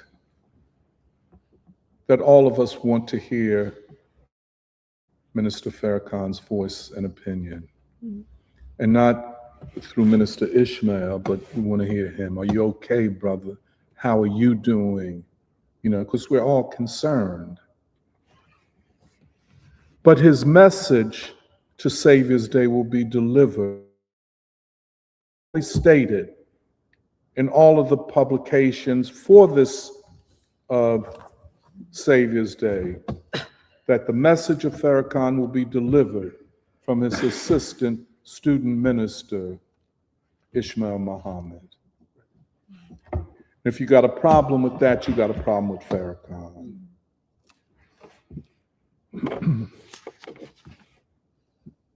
This is transitional. I don't know how it will go, but this is a transition. It will not be easy. No transition, as I was showing you with King, is easy. The Nation of Islam is filled with many, many capable people and ministers and everything. But when you have all of these capable people, they're capable people who say, I'm more capable to follow Farrakhan. I am a better speaker. I am a better. No, come on in. Huh?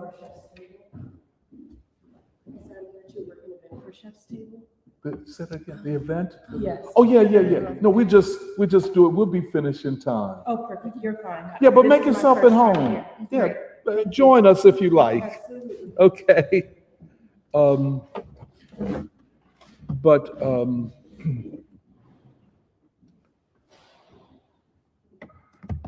this, you have all kinds of people. Everybody can interpret, things in their own way. Already I've seen on social media groups being formed. I don't say they're in the Nation of Islam, but to hold up the legacy of the Honorable Elijah Muhammad. Suddenly you want to hold up the legacy. I am acutely aware that there are many people who don't feel comfortable with what I'm going to say is this next stage of the second resurrection, who will then, how could you say, they retreat to the first resurrection, a Black exclusivity. But that period and that ministry was for that period. That was more or less accomplished. Now there is a new stage, but those who cannot relate to this new theology, this new ministry, will say, well, this is not what the Honorable Elijah Muhammad said. This is not the Nation of Islam. But what they are talking about is the first resurrection. And they did not develop much beyond it. For example, I've experienced ministers of the Nation of Islam who say, well, I'm an Afrocentrist. And my response, but that's not what Minister Farrakhan is teaching. The Afrocentrists have been some of the strongest ideological enemies of the Nation of Islam, claiming that Islam itself and the Nation of Islam are in fact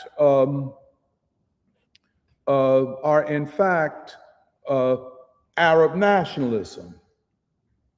I mean, and they've paraded this doctrine all over the world, if you will, that it is anti-Black, that the Arabs are racist and therefore you are following a racist religion, So a retreat to a kind of Afrocentrism is you are seeking unity with the enemies of what you say you believe in. And I have several friends here in Philadelphia that I would like to talk to about that. Now, there's nothing wrong with establishing unity between diverse forces, but we should be clear on what the terms of that unity is, There's a feature of Nation of Islam chronology that I don't quite understand, for example, or nor do I agree with, this elevation of Garvey. I know when we had the event for Paul Robeson in Chicago, Minister Ishmael, referenced Garvey. And I've not gotten yet, and I haven't explored it too much, an adequate answer to that question in the face of Du Bois, Yes. but nonetheless, I think that a kind of compromises them.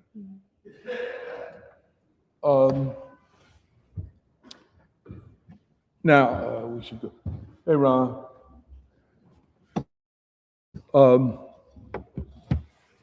Let me go quickly. In the interview with Minister Ishmael, I think I'm returning to that,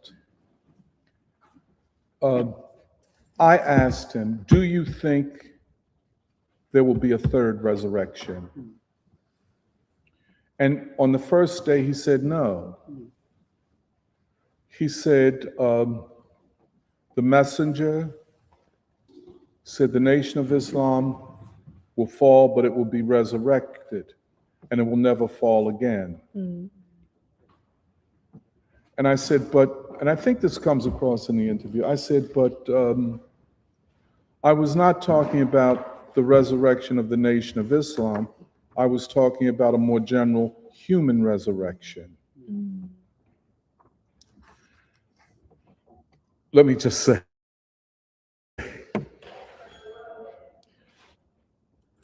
I don't know, and I'm speculating, and I hope our colleagues in Detroit are listening to this. This Saviours Day will announce a third resurrection. A resurrection of where the Nation of Islam will come closer than it's ever been in its theology to Martin Luther King. That, Ron, we'll help you here. We'll be finished. Huh? Okay. That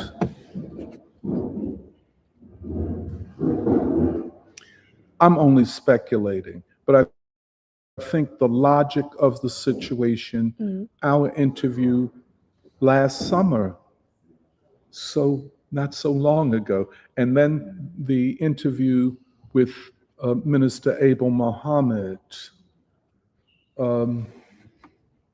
all suggest that this will be a special Saviours Day because they will announce a third resurrection. Whether that language is used, I cannot say.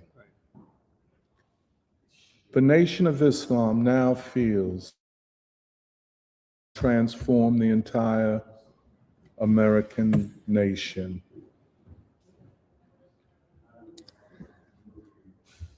I can't say that all of this is influenced by us, but certainly we are on parallel tracks.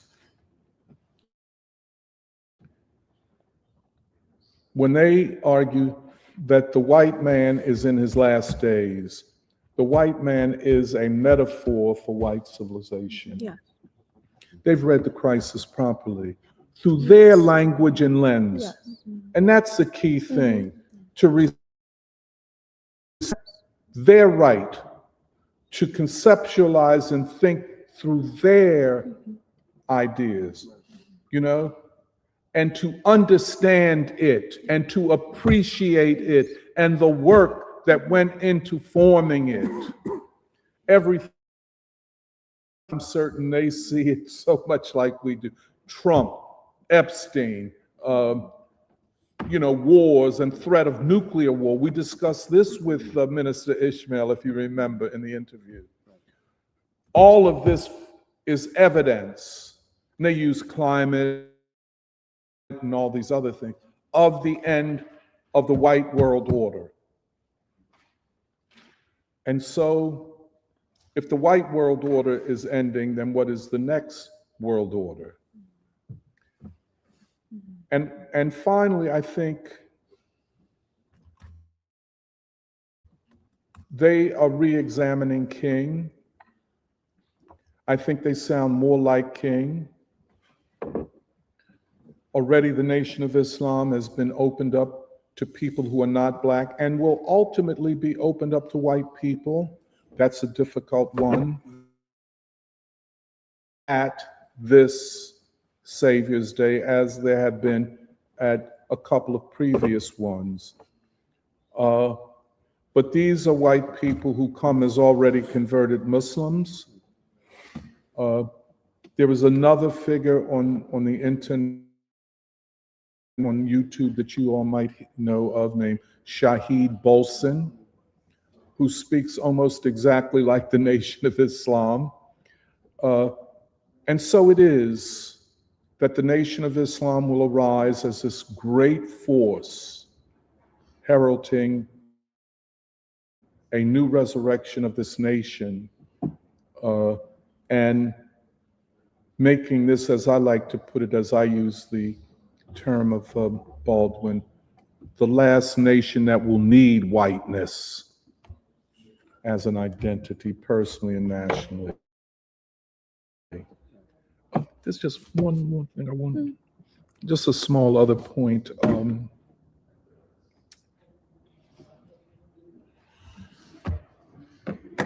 This will not be easy, Yeah. externally and internally. Won't be easy. I expect to see breakaways. I hope that they will leave peacefully.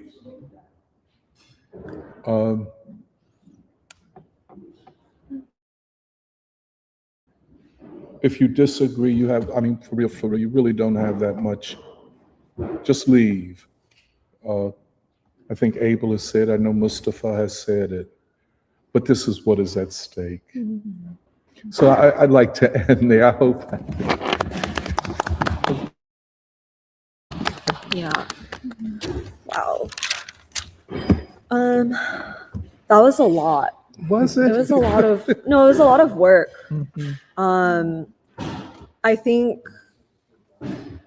really think that this concept of a mobilization of civilization is really, really important, because partially the transition that we're facing in this time is so immense, where yes, it's Farrakhan and the Nation of Islam, but it's also a moment of transition in the world and in the United States more broadly. And I feel like in this time, we especially need to understand how these moments of transition actually play out. And basically, what is the actual scientific logic of revolution, of transition, of change? And I think most of all, what we're interested in is what is that insurgent, like how you put it, the insurgent edge of what is coming new versus what is old, and what needs to be inherited versus what has basically been accomplished and is a foundation from the past, no longer the principal thing to take forward. And yeah, I think thinking about Jesse Jackson and the real difficulties of coming out of the Black freedom movement after the assassination of King, and yet Jesse Jackson did take that up. And I feel like that point is so important. I think we could talk a while like just about that. But then what's also important is to see then that it's a mobilization of civilization, and that Minister Farrakhan and the Nation of Islam is not outside of that. It is so much a part, so central to that mobilization of civilization. And yeah, I think even the stuff of like how they tried to tear them apart and say like, no, one is legitimate Black leadership, one is not. But actually the resistance on the part of the people to say, no, we are one civilization, we are one people. We are one civilization against this white civilization. And I think what the Nation of Islam has really taken forward in that time of like crisis, the Million Man March, the fall of the Soviet Union, is actually like a civilizational framework to say, how do we understand this period of forever wars in the Middle East? How do we understand this growing depravity of the American ruling elite, which attacks the Black worker, the Black man, but also has no mercy for the white man, for the white worker, for any worker? And the answer to that is civilization. And I think the broader question, I think, is that basically like all the people have to face, that the Nation of Islam is also basically having to deal with, is if we have a responsibility to this civilization, if we are part of the mobilization of civilization, ultimately, yes, what is the direction of that? And is it white civilization versus American civilization? And how will we actually take that forward? Yeah, and so I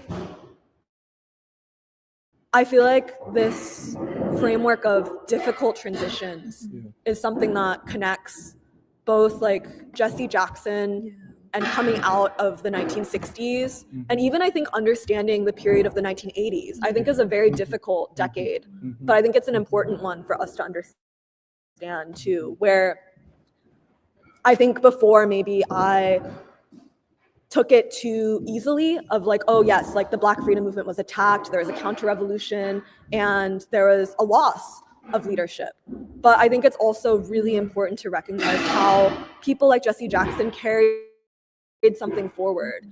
And for me, it was an education looking back into the 1984 campaign, the 88 campaign, and how clear he actually was about war, about jobs, about the jobs that were being lost. And yeah, like literally this thing of a peace industrial economy. And I think, yeah, like even this thing of how popular he was in the primaries, how much of a nothing Michael Dukakis is, because you never hear anything about Dukakis anymore. And I feel like if anything, that the way that the Democratic Party locked ranks around Dukakis and basically contrived to take Jesse Jackson out of the running, despite the fact that actually Jesse Jackson won like 40% of the white vote in certain key states like Michigan. I think in some ways like that even helps illustrate how we got to this time and this place where you have these figures like Bernie Sanders or Trump, but Jesse Jackson was the best of them all. And yeah, I just think that there's a lot there in this thing of Black leadership, Harold Washington, the constellation of Harold Washington winning the election, then being pressured to also renounce Farrakhan, him refusing to actually do that all the way. And yet that pressure that is basically trying to divide a very united civilization. Yeah, but I think it's important for you to also like basically correct the record and for us to also be clear on how difficult it actually is to go from like the pinnacle of a great movement like King, but then to also recognize what we have inherited, what we do have. Yeah, so I think those were just some of my like broad level thoughts, but there's like so much else in there too.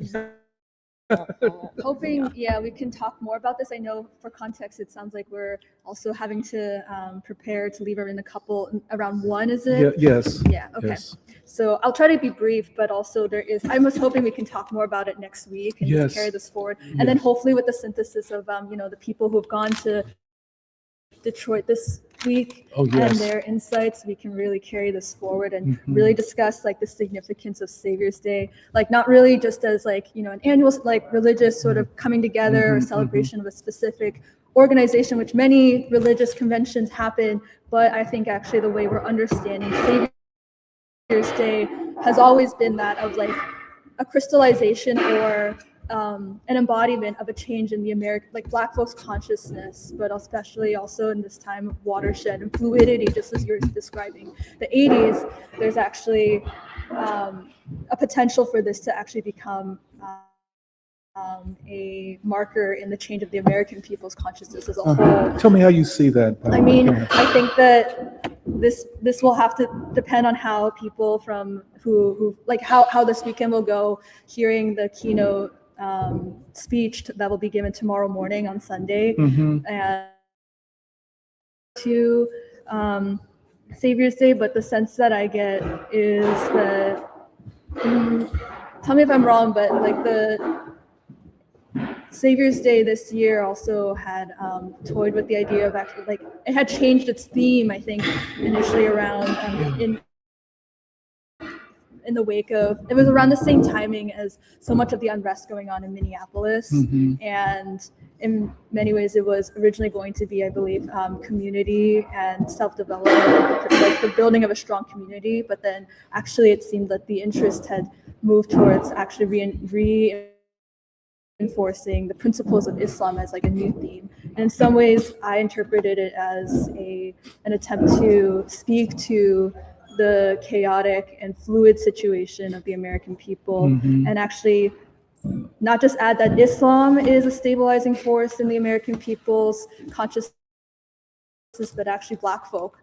And this, as you're saying, like the insurgent theology that can actually guide people out of the wilderness and into the moral leap that is needed for this kind of transition.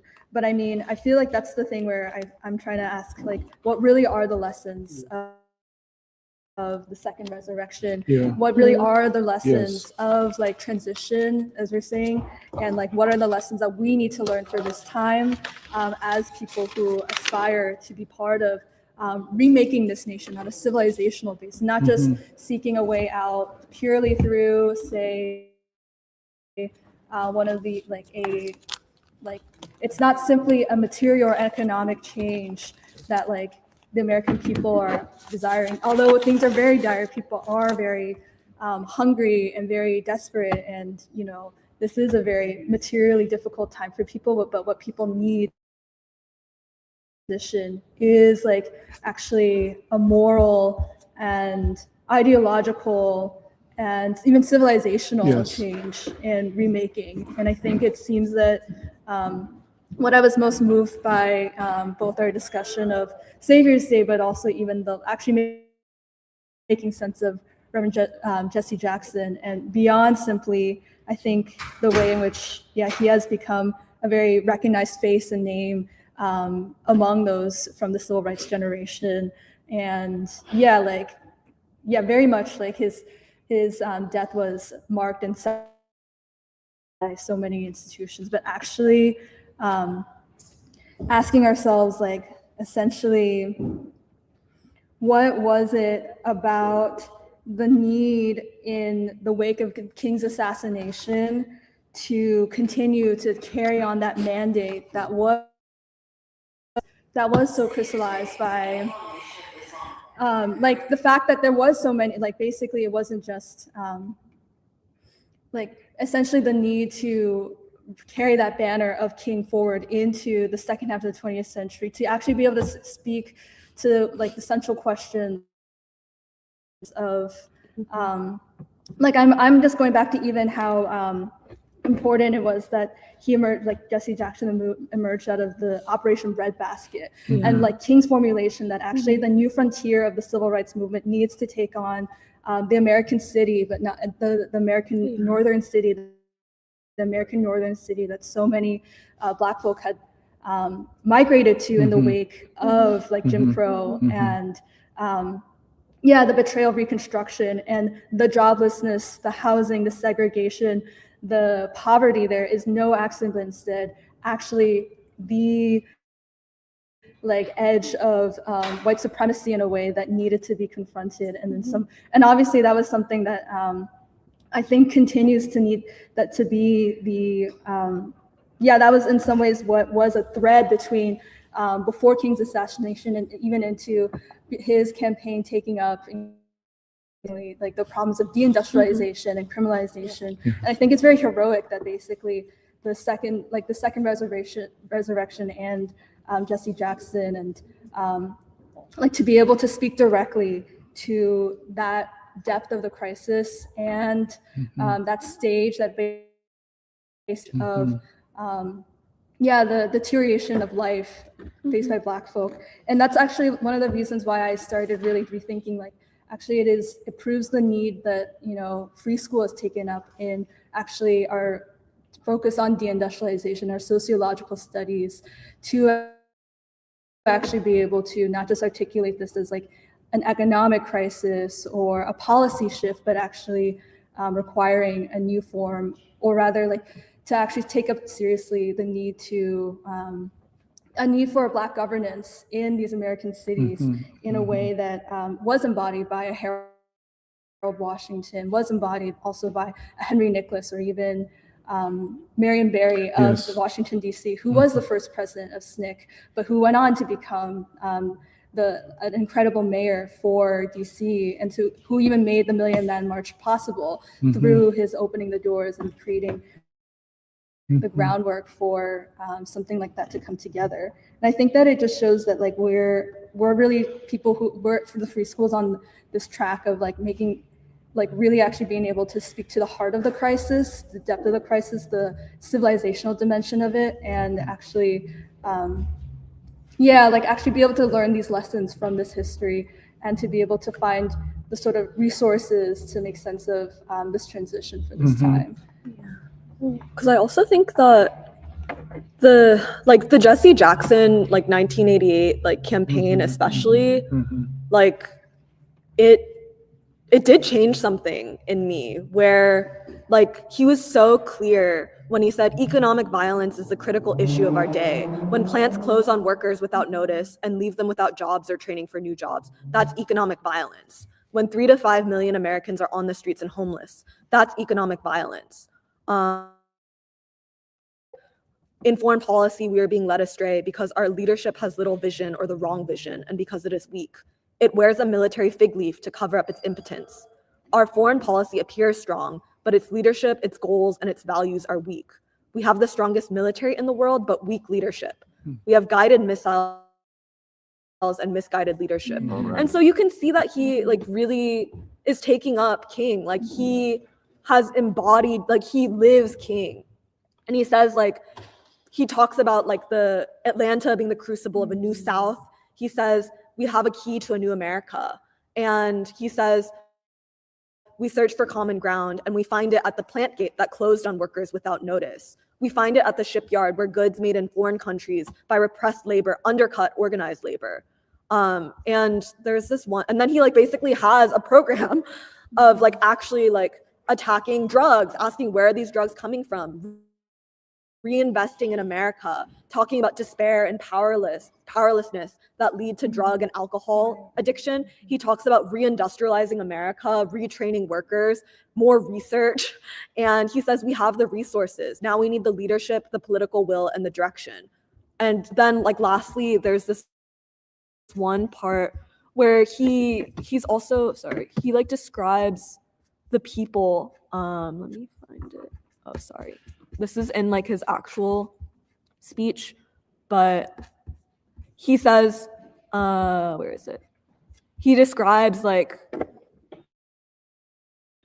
pain of the American people in the 1980s. He talks about the complete cynicism of the Reagan years and the way that he sees the people. He says, I know they work. I'm a witness. They catch the early bus. They work every day. They raise other people's children. They work every day. They clean the streets. They work every day. They drive vans and cabs. They work every day. They change the beds you slept in at these hotels last night and can't get a union contract. They work every day. No more. They're not lazy. Someone must defend them because it's right and they cannot speak for themselves. They work in hospitals. I know they do. They wipe the bodies of those who are sick with fever and pain. They empty their bedpans. They clean out their commodes. No job is beneath them, and yet when they get sick, they cannot lie in the bed they made up every day. America, that is not right. We are a better nation than that. We are a better nation than that. And I feel when we're still trying to grapple with the pain and the devastation of deindustrialization. And I feel one of our questions has been how could this happen? How could the ruling elite be so intentionally depraved? Yes. And also what is the way out? How do we get out of this? And I think for me, for one thing, after this, there has never been a presidential candidate who has told the truth like this. There's never been a presidential candidate on that intellectual and moral level to actually say this is what's happening. And I feel the really shocking thing is that because you get after this Bush, who is zero inspiration, zero vision, no mandate. You have Clinton, who if you were to bend over backwards to try to see the best in him, you would just say, oh, I guess the ruling elite couldn't understand what was happening. Because now you end up in this actual civilizational crisis. But I feel the quality of leadership and the amount of capacity that came out of it. And I think the question of Jesse Jackson, the mobilization of civilization, a mass movement, what of that is still there? Where has it gone? And how can we actually take that up today? Because to some extent, we still have to answer these questions. They were put on the table and we still have to deal with it. What were you reading from? That was partially Jesse Jackson's Keep Hope Alive speech. Keep Hope Alive. At the 1988 DNC. And then one was also his 1988 campaign announcement speech, where he was basically declaring his platform. Okay, and where Or do I find that? I have a book. I can send it. I have a book. I can send it to you. Okay. I just want to make one comment. Go ahead, and man. then I think part of what you hit on and part of what reminds me of something that you had said about the transition from protest to politics. No, I didn't say that. I would not put it that way. Okay. But Well, go ahead. I'm sorry. I think that what happened with Jesse is that he had the ability to keep the movement, to keep the protest alive in the midst of a political Absolutely. campaign. I would agree with that. And Yes. that, I mean, that's just something in the realm of genius or something that goes beyond genius, in my opinion. I just said one more thing. What's fascinating to me, and I can't tell you when this was, but when I had some connections up in Cambridge, folks would talk about the fact that Farrakhan would show up, I think it was at St. Bartholomew's Episcopal Church with his mother every Christmas. And to my mind, I think that's an indication of some kind of breath of, I don't know if you call it breath of vision, but some kind of ability to understand that this business of faith commitments or creedal commitments does not separate you from other people, that it ought to be possible to maintain a relationship with folks who may not share the same kind of faith convictions that you have. And my gut tells me one of the problems is that we draw those kind of like cells of communication more and more narrowly, as opposed to how do we broaden that kind of stuff. And that's especially important when you consider all of the spheres, all of the issues that a Donald Trump represents and arouses opposition in terms of climate, in terms of issues in relationship to race and the appeal to racism in the Trump. I mean, the list is just incredibly long. I'm not aware of that many people who've got these issues with Trump and MAGA who are able to sit down and talk with each other, who are able to understand, you got your problem with the brother, I got mine. It don't matter whether we can agree or not on each other's problem, but we can at least lock arms. What's it? The enemy of my enemy is my friend. I mean, I just don't understand how we get that narrow focus. I gotta get out of here, but and my apologies for being late and all of that kind of good stuff. What else is there? But you know, there's going to be what they're setting up for. This is the church where Elaine Locke grew up in, and they're having an event for Elaine Locke. You know, Yeah, you should try to get back, man. I heard mention of that event, but it didn't sink in, and you know, it went past. What time is that due? I think it starts about 1:30 or 2. It's worth coming back. I hope most of us can stay. Yeah, that's okay. I'll see what I can do. Okay, all right. Go ahead, Good to see you Shantu. guys. Okay.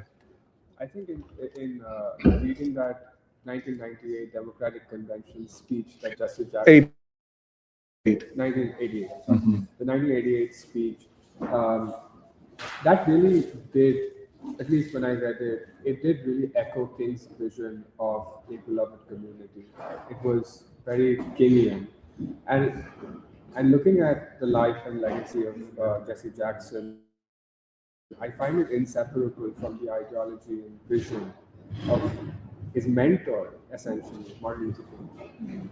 And when I look at his work, I think that it's a kind of continuous effort to apply King's principles to a continuously evolving America. King was assassinated before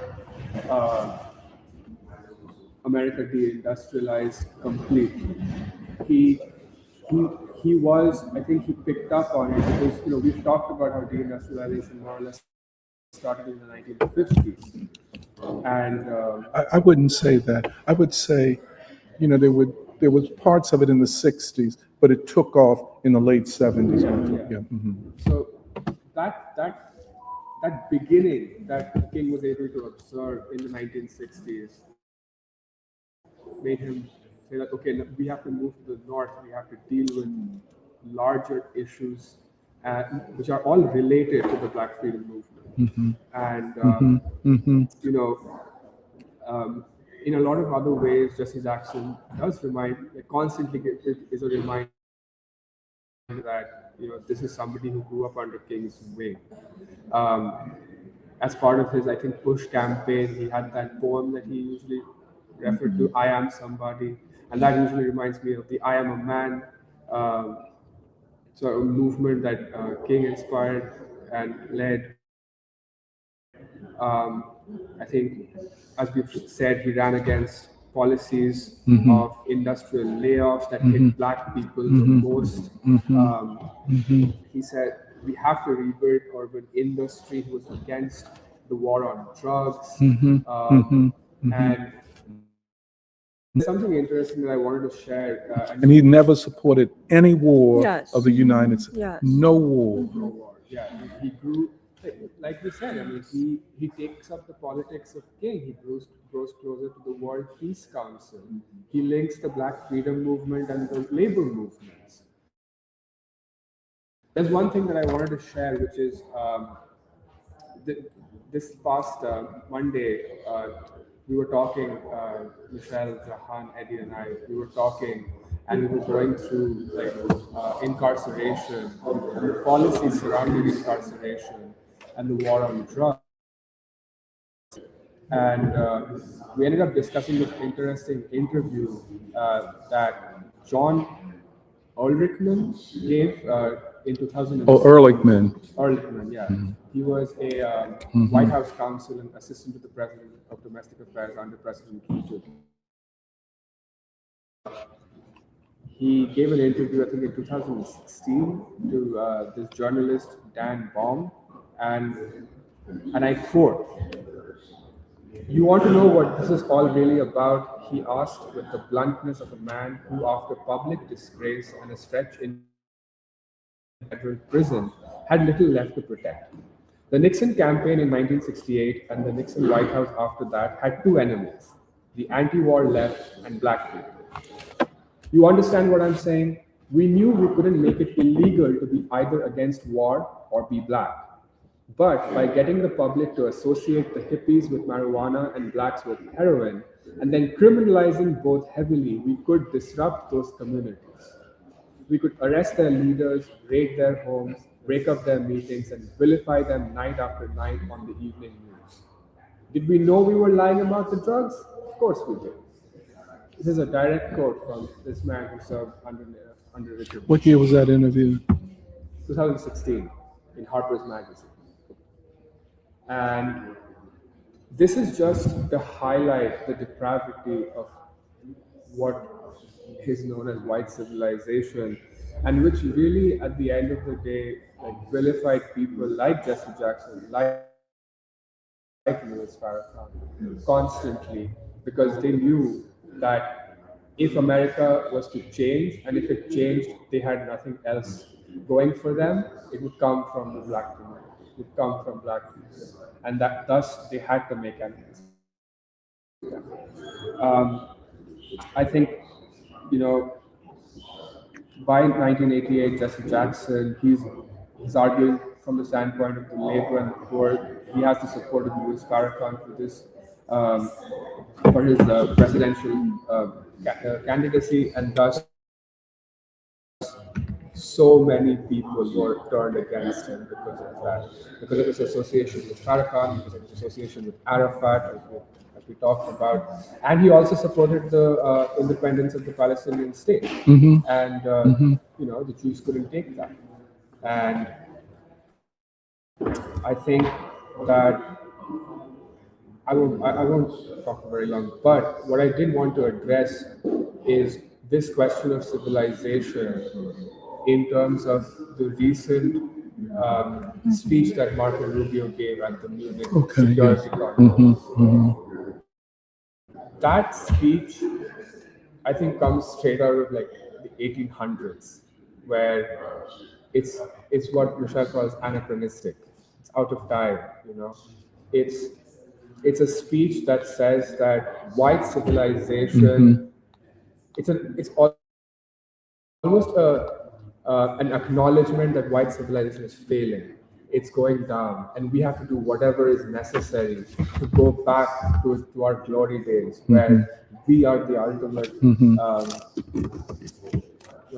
the superior, the hegemon. the hegemons, the ultimate civilization, and it's sort of a plea to Europe to come join America in trying to make white civilization not disappear.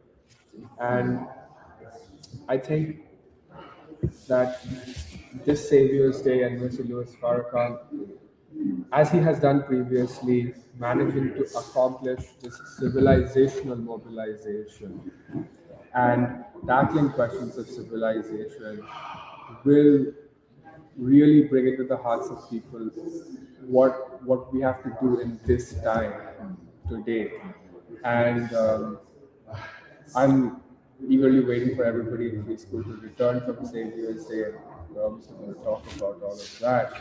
And I feel like this question of the third resurrection, which you sort of said, it's a moral resurrection, and that makes me think of, you know, King and his moral revolution of values, and that is now being taken up by the Nation of Islam. Yeah.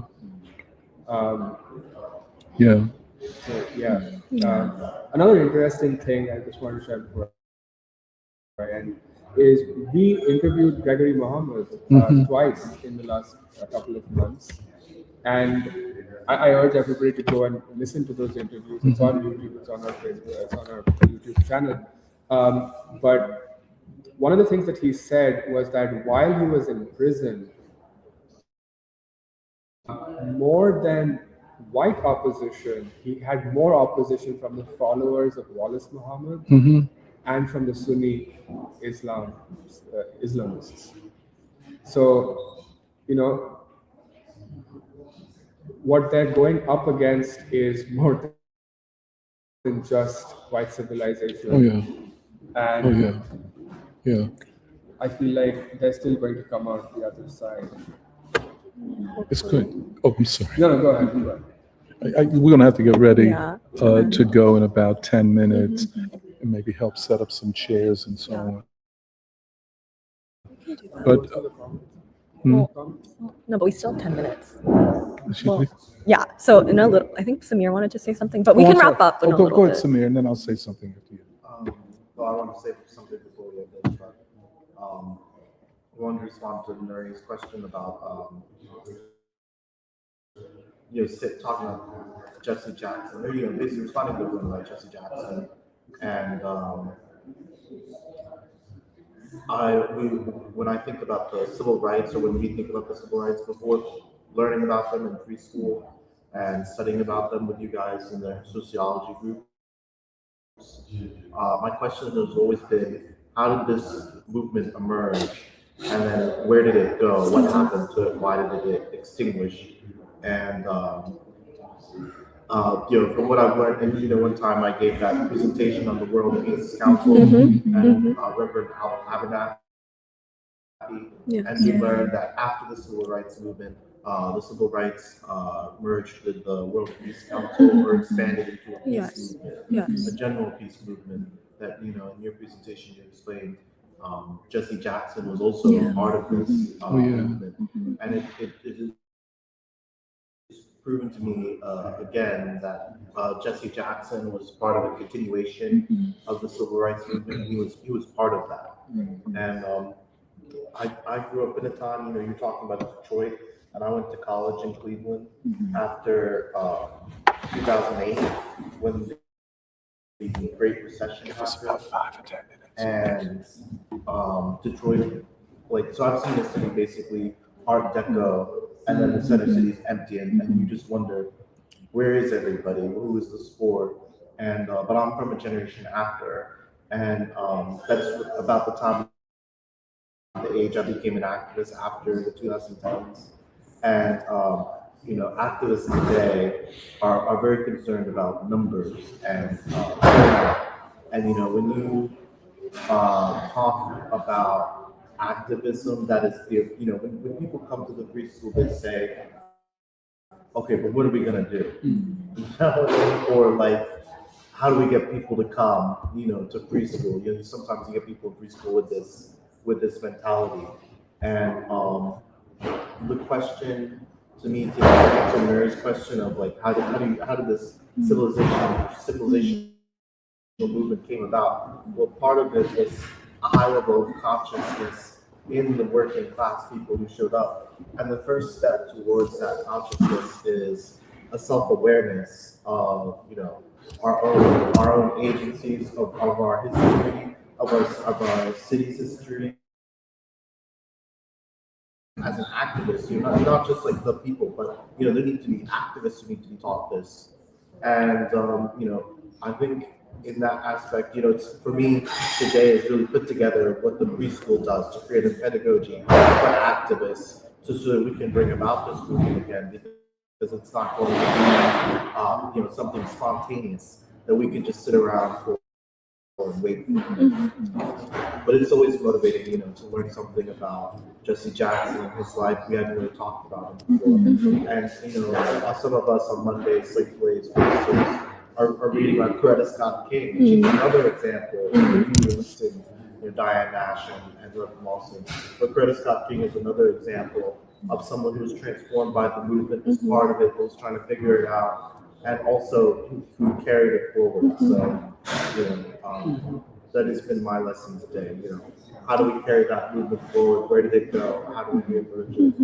And this black imaginary that we're talking about, the role that the peace mission, Father Divine's peace mission, the Nation of Islam.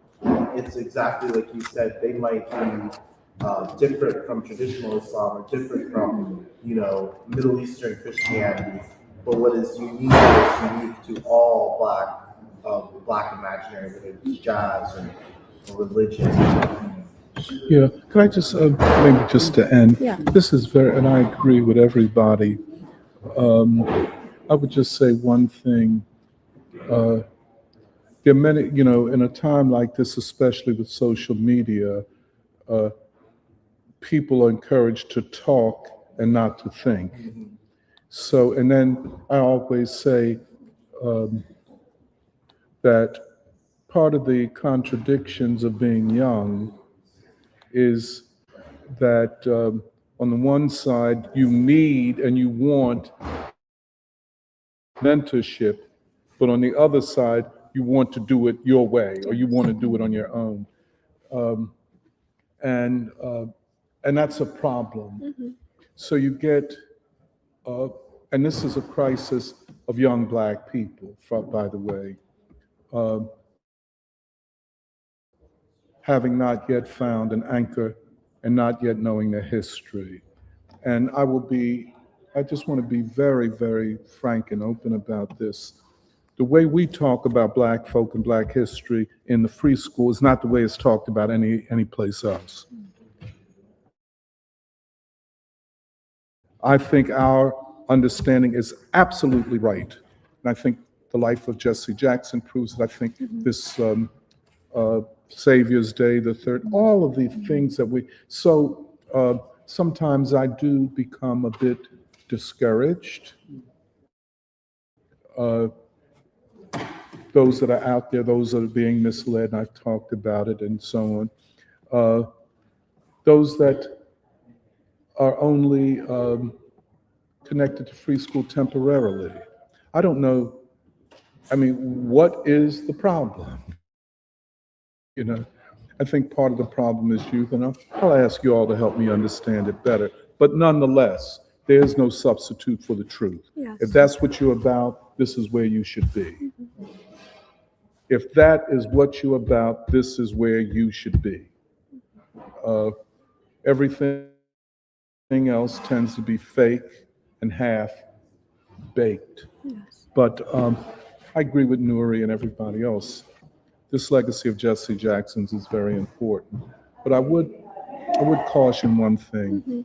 Jesse is not Martin Luther King. There's a reason why SCLC and even people like Belafonte and even Lawson and Diane Nash, who was in Chicago, they were not on board. There's a reason why, well, Addie Wyatt out of the Meat Cutters Union becomes a major leader in PUSH, but how, Charlie Hayes doesn't.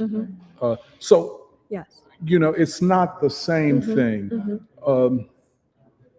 What would have been, and this is, you know, just a counterfactual, what would have been the situation had SCLC and Abernathy and Joseph Lowry and that group become the leadership? I don't know that they would have differed anyway from Jesse, you know, but I think the problem was, who replaces King? Well, you can't replace King. That's the problem. Even up to this day, as great as Jesse's legacy is, we still go back to King so much. And so that was part of the issue. But nonetheless, you know, in history, you have logic, law, and chance. But we did have this huge figure, Jesse Jackson. I mean, there was no one in the ecosystem that could have replaced or competed with Jesse and what Jesse, I mean, just a figure so powerful. And then he became better at it. And he became, and I guess Ike had it right, he went into the political arena at the highest level. It's not like I'm going to run for mayor and then run for senator and then run for I'm running for president, and I'm running to take over this party. That party betrayed him. That's why at the end you didn't need to be with them. Let them fall on their own, because they're going to fall. You know what I'm saying? But there are many forces, and I can only imagine some of his children, you know, who else is, and please, Al Sharpton? No. He is not Jesse Jackson. He doesn't stand anywhere close to the civil rights movement. But I would just like to end on this. I think you all are right. It is a larger human transition that we're in. We need anchors like the Nation of Islam, like the Black Church. We need the ideological centers like the Saturday Free School. We are not separated from these things if you listen to them. And, you know, hopefully there will be more young people who will follow you all. You all have made a great contribution, and to stand on the ground upon which you all stand and to not waver and to, you know, always going forward is a great testament to you all. And, you know, I get discouraged sometimes. I say, well, why are they going over there? Why y'all going to that bullshit? And you should be here. But then again, at a certain point, I say, well, hey, this is the way it always is. Well, I think we should go. We should probably end. Okay, I'm just gonna briefly do comments, but we definitely should go. So Todd, Breaking Ground Media, Heidi Baihi, we have some new commenters, but they said good morning. Can't Burn the Sun, I think, was asking if Jesse Jackson had co-opted Fred Hampton's Rainbow Coalition. I don't think it was a direct no. Okay, then, yeah, there is a lot of animosity towards Jesse Jackson, and I think it is important to ask the question that you're asking, which is, where does it come from? Why does the white mainstream media find it so so delightful Yeah, to basically delightful. attack him and to malign his character. Yes. Where does that actually get us? Like, what is the expectation? Where what? Like, all you want is a perfect Jesus figure? Like, King came once. Okay, No War with Iran said, Motor City had the highest working class salary of any city in the USA. The highest working class one. Salary. Deindustrialization was replaced with re-prisonification of Black people, people of color, and white working class through the Reagan, Biden, Bush drug war on the people, followed by capitalist crime war on the people. Bombalai says, rest in peace, the great Jesse Jackson. Let's see. BK Kari says, the Nation of Islam integrates the esoteric and the occult understanding. David Ball says, no matter what you may think about the Honorable Elijah Muhammad, if it wasn't for him, there would have been no Malcolm X or Honorable Minister Farrakhan. Full stop. The FOI is the most highly disciplined elite group of men. Out of that legacy, a leader so powerful, 1+ million men and significant women answered his call. Who else could have done it? And then said, David Ball also said, comrades, a powerful education today from the professor. You're not going to get this kind of education anywhere. I humbly submit. Then Julius Caesar out of nowhere, I'm not sure what the context was, but said, Arabs are racist, Latinos are racist, Asians are racist, and Blacks have no allies. I'm not sure if that's their opinion or if they're describing the opinion of the Afrocentrists and that philosophy.